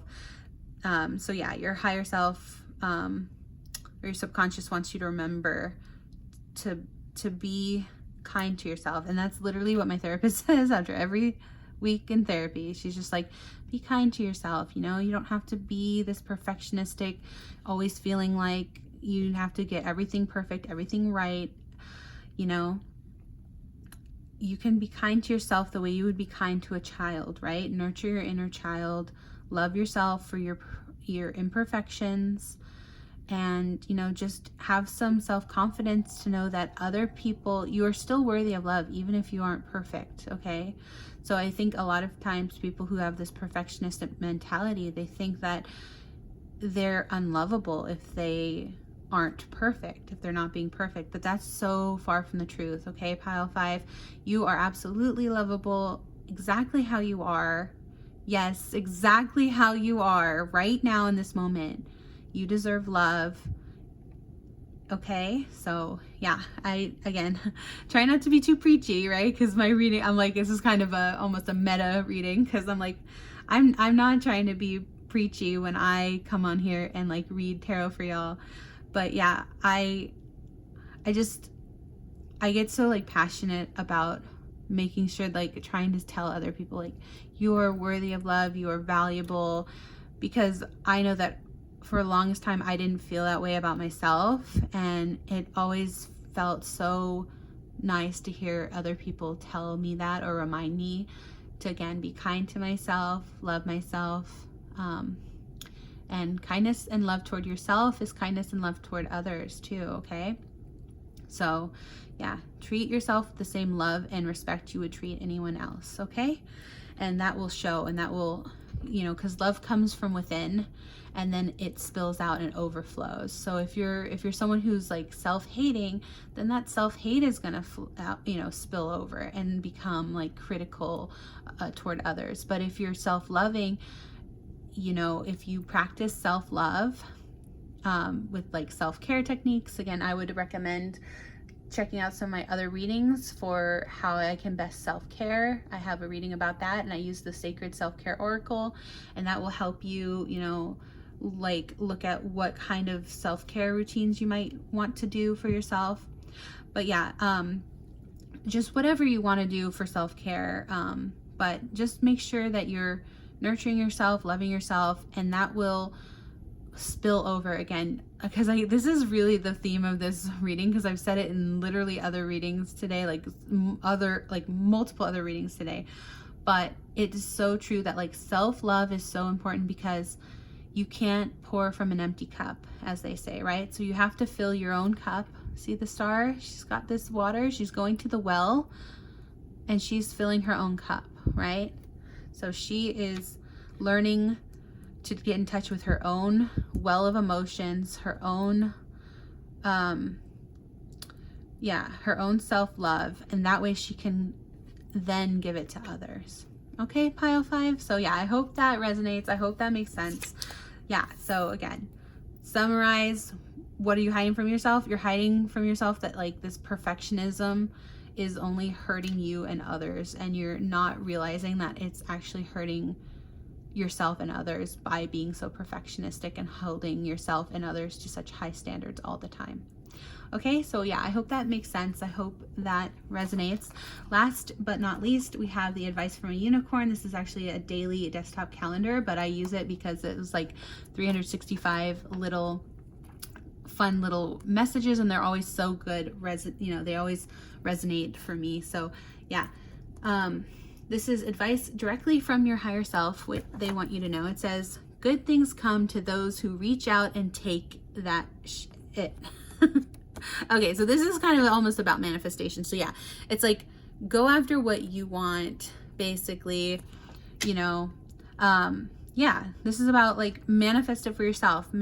It comes from within, okay? So yeah, good things come to those who are, you know, believing in themselves and having that love and abundance mentality in order to manifest the abundance that they want. So yeah, again, also October 6th might be valid. It might resonate with you.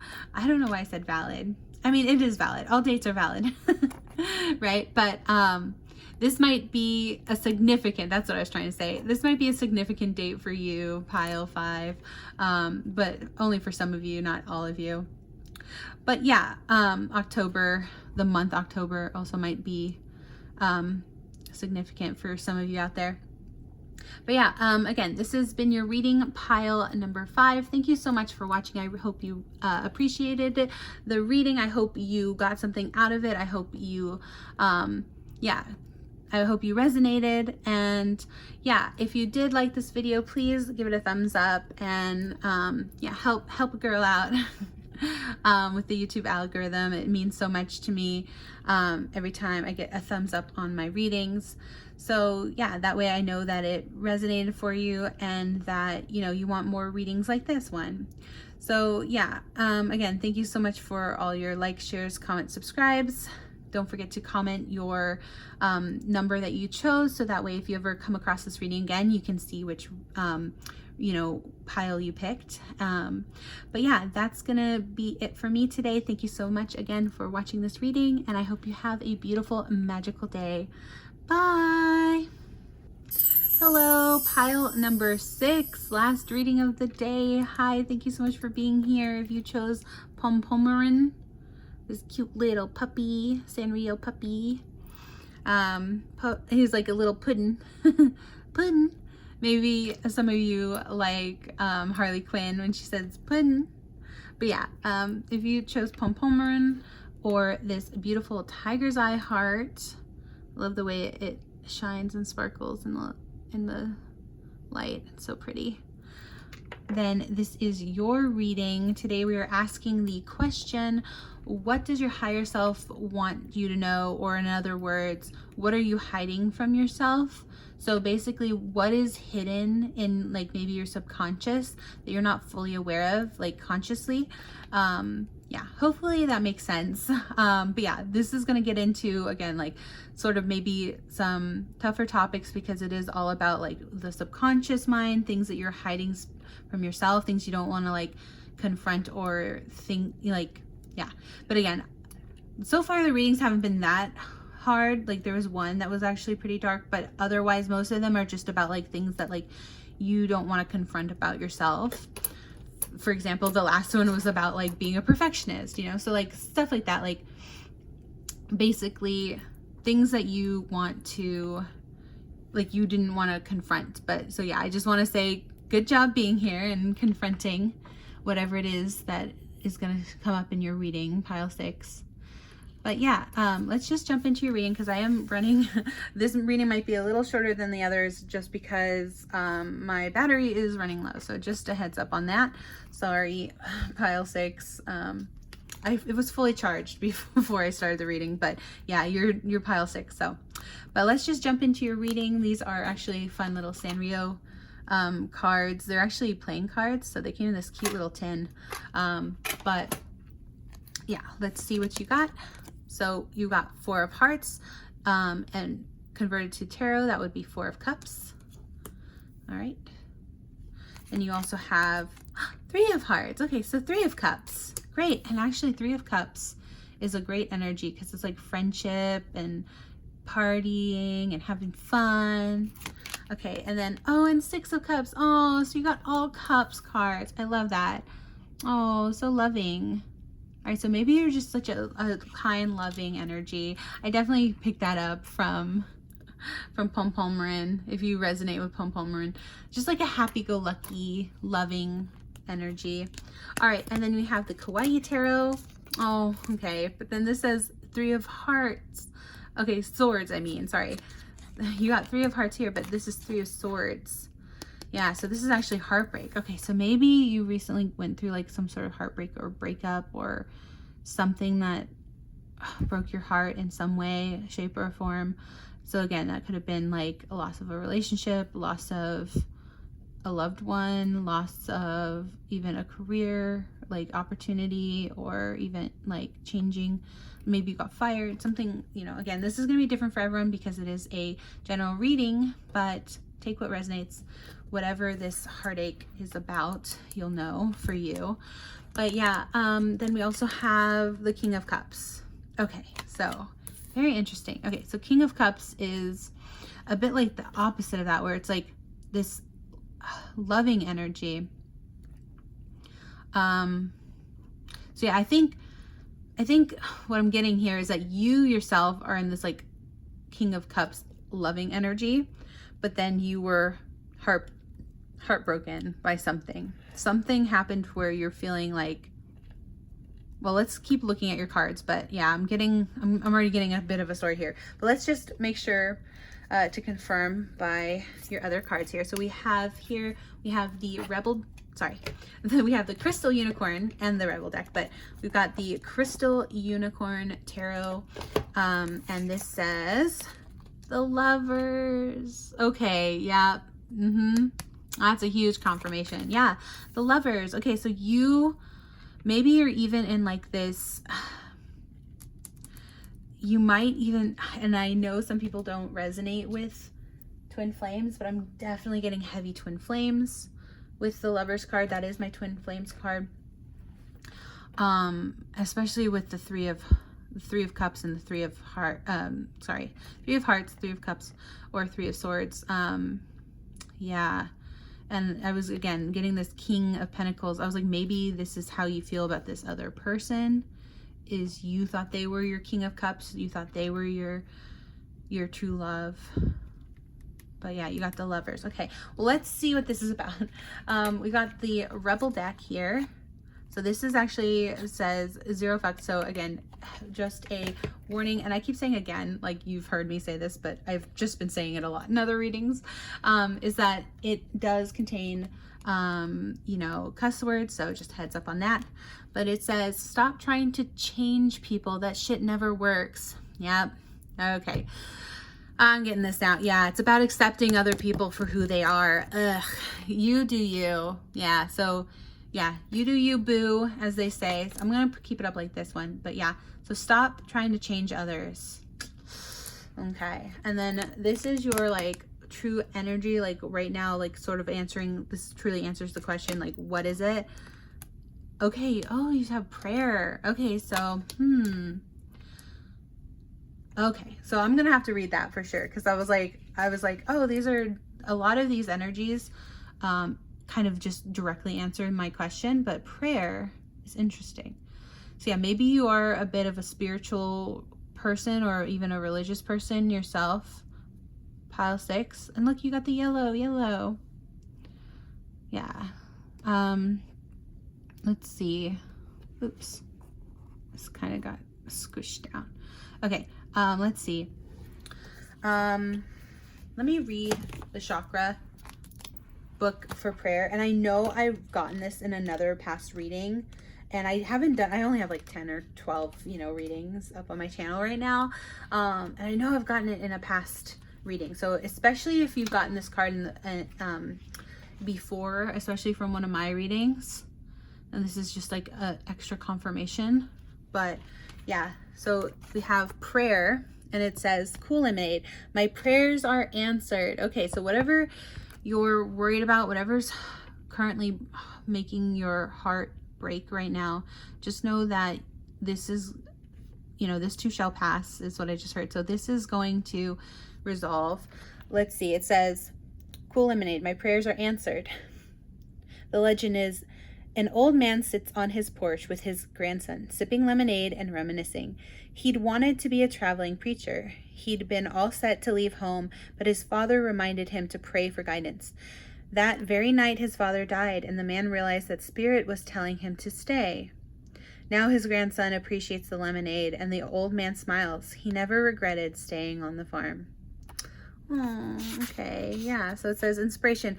Cool lemonade is a reminder that there's always a plan. Yeah, there's divine timing, right? We have to trust in the divine is guiding us in the right direction, right? So it says, there's always a plan. If you were sidetracked from your path, then you will be guided back to your true calling. Oh, yeah, again, or if this is like a painful part of your twin flame journey with the lovers, like, just know that this isn't how you're going to always feel. Okay, so it says you will be guided back in divine timing, right? If my most powerful thoughts are a form of prayer, how can I live in active prayer? Personal inquiry. Okay, yeah, so remember your thoughts, that our thoughts create our reality, right? Pile 6. So if you understand like The Secret, which is the book all about manifestation, then you already know that our thoughts shape our reality. What we think about is what we will get and what we will naturally attract into our lives.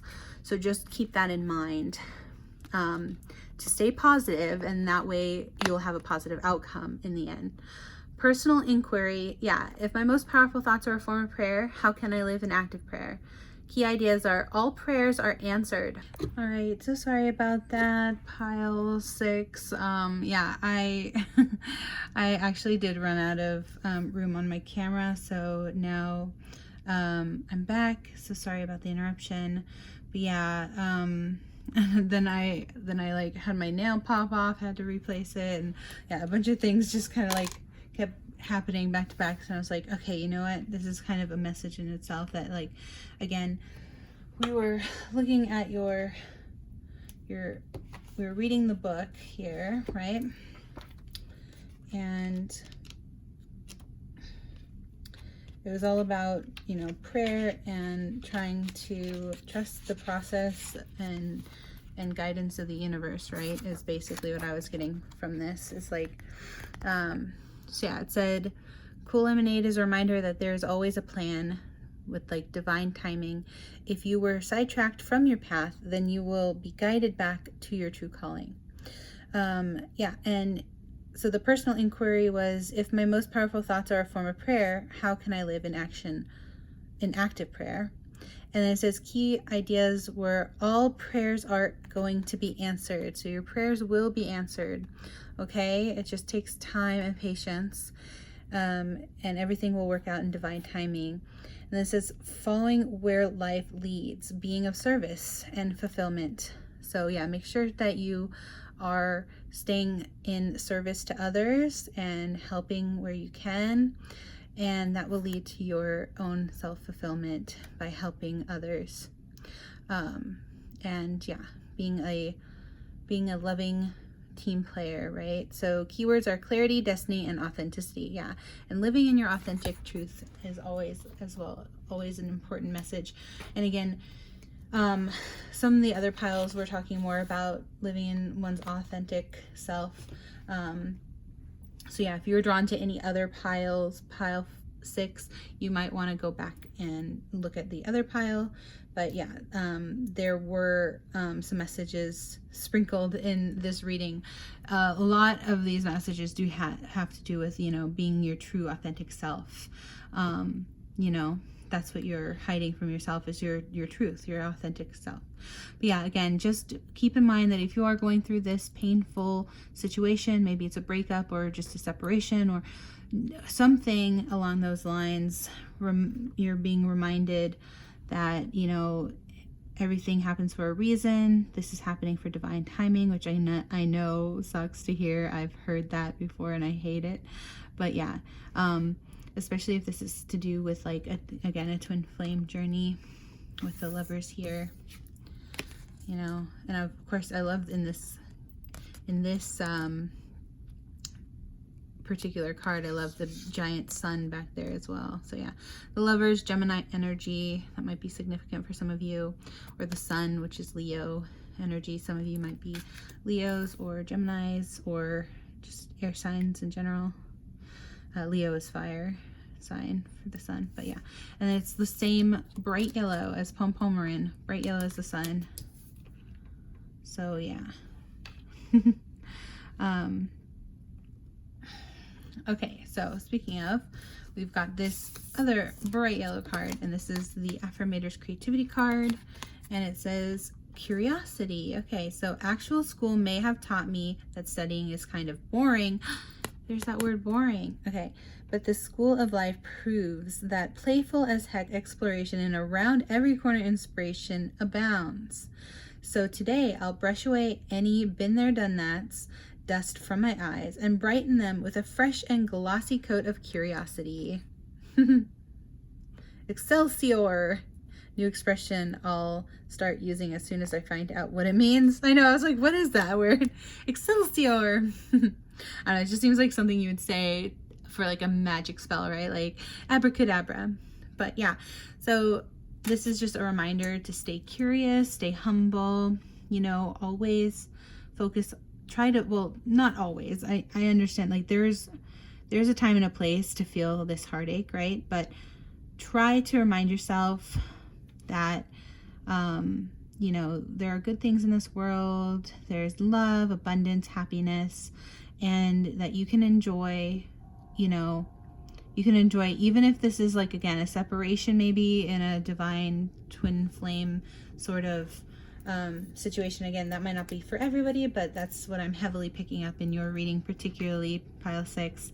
But yeah, just any sort of separation, any sort of setback, let's say, yeah, and if it's not about love and divine, connection and heartbreak over that, it's like any sort of setback that you've gone through, pile 6, just know that it's going to come back around, and everything that goes around comes around, right? So you've put in that effort or work, and you've really put in effort to like learn and grow and expand your mind, your horizons. You've stayed curious, And this is just a reminder again from the universe to continue to stay curious, continue to explore, continue to grow and learn. And that will help give you, like, that will put you in the right energy to receive this abundance that the divine has in store for you, okay? It's in the plans. It will manifest, especially if you maintain this high energy. So try to not, as hard as it is, I know, again, there's a time and a place. This is how we learn, by being in some of these harder energies, like the Three of Swords, the Ten of Swords even. One of the readings is about the Ten of Swords, and that was a hard reading to do. Again, if you were drawn to one of the other readings, maybe that's for some of you. But yeah, this is a reading that's mostly about reminding yourself that you are this kind, loving, abundant person, and to not let this setback affect you, or like not let it, you know, try to stay above it, rise above it, like try to stay positive, you know, like again, all these yellows like remind me of joy from Inside Out, you know, try to stay positive and happy and uplifting like joy. And yeah. Then we also have the Affirmators Love and Relationships card, and this says receiving. Literally, look! Oh my gosh, you guys. This is why I keep the shuffles in, okay? I swear I didn't handpick this card. This came out in your shuffle, and it's so applicable here because, yeah, this is all about receiving. I open up and allow myself to receive love in all ways, from all directions. It may seem scary, but it's better than receiving audits, bedbugs, or hate mail. I receive love, and it feels so good that I decide to receive it some more, and then maybe some more, and maybe a wee bit more. So yeah, this is funny because this actually came up in another one of my readings as well from the past. It may have even come up last week's reading, the Pokemon reading. So if you were drawn to check out the Pokemon reading, because again, this one is Sanrio characters. You're both, you know, both of those franchises are Japanese. Kawaii. You might be drawn to check out that Pokemon reading, and I believe that's where this came out in the past, but yeah, it definitely came out in one of my past readings recently.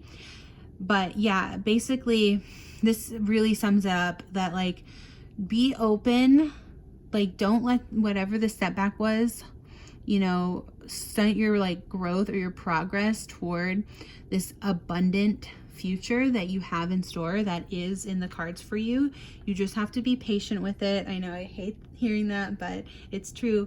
You have to let things work out in their divine timing, right? Especially if it is related to a twin flame journey, because maybe you've done all your homework, right? But you have to kind of wait for this other person to catch up and do their homework, right? Maybe they're one of those people who like always put their homework to the last minute, right? So you got to wait for divine timing to get this person in alignment with you. Or again, it doesn't have to be a person. It could just be a people, place, thing. Like it could be a career opportunity. It could be, you know, a move. It could be anything like related to this long-term goal or wish, really, a long-term desire for you. So again, you will manifest that. This is your, you know, confirmation from the universe, from your higher self. You will manifest it as long as you remain positive and believe that you will. Because again, if you can believe it, you can achieve it. I said that once before in this reading because I love that phrase. It is from Walt Disney. If you can do it, yeah, if you can dream it, you can do it, is how he said it. But yeah, it's just like the idea that you have to believe that you can have something before you're allowed to have it. That's sort of the way the universe works. That's sort of like The Secret. If you've ever read that book about manifestation, it's like, that's how it works, is you have to, you know, you put in the order to the restaurant, right? But you're not going to get it like that. You know, your food doesn't come immediately to the table, but you have to sit there and wait and be patient for your food to come. But it will arrive. There's no reason to think that it wouldn't, right? As long as you remain faithful and trust in the universe, use prayer as a guide to help you. You know, you can pray to the universe, angels, ancestors, however you pray, whatever feels best for you. But yeah, you can communicate with the divine what you want, but just remember that you don't want to sound like a Karen, right? You don't want to be like, I ordered my food 5 minutes ago and it's not here yet. You know what I mean? So like, don't be a Karen about it, right? So yeah. But yeah, that's your reading, pile 6. I hope this resonated. I hope you got something great out of it. Last but not least, I do have this last little message. This is directly from your higher self. And this is going to be, it's actually from a calendar, a desktop calendar, 365-day calendar called Advice from a Unicorn. But yeah, I always get such good messages out of this. So let's see what your higher self wants you to know. It says, wine is what happens when you're busy making other plans. Yeah, again, so keep moving forward. Keep, you know, believing that you're going to be manifesting this sweet wine, right? You gotta let it age, right? So this is so perfect that wine came out, because yeah, like, you know, you can't just, you know, squish a bunch of grapes and be like, when's my, you know, when is it going to turn to wine? Like, you have to wait for it to like age, like fine wine, as they say, right? So yeah, again, as someone who can totally relate to being impatient, I can understand the frustration of like wanting something right now, right? But like, you don't want to be like, was that character from Willy Wonka? Oh my gosh. She's like, I want it now, right? She's like, I want it all. But yeah, it's like, in all good things in time, right? All good things to those who wait. That's a phrase, right? So it's very true. Watch pot never boils. That's another one of those phrases that comes to mind. But yeah, anyway, thank you for watching this reading. I hope you got something out of it. Yeah, again, to fully answer the question, what are you hiding from yourself, is really that you are prolonging the wait when you become impatient.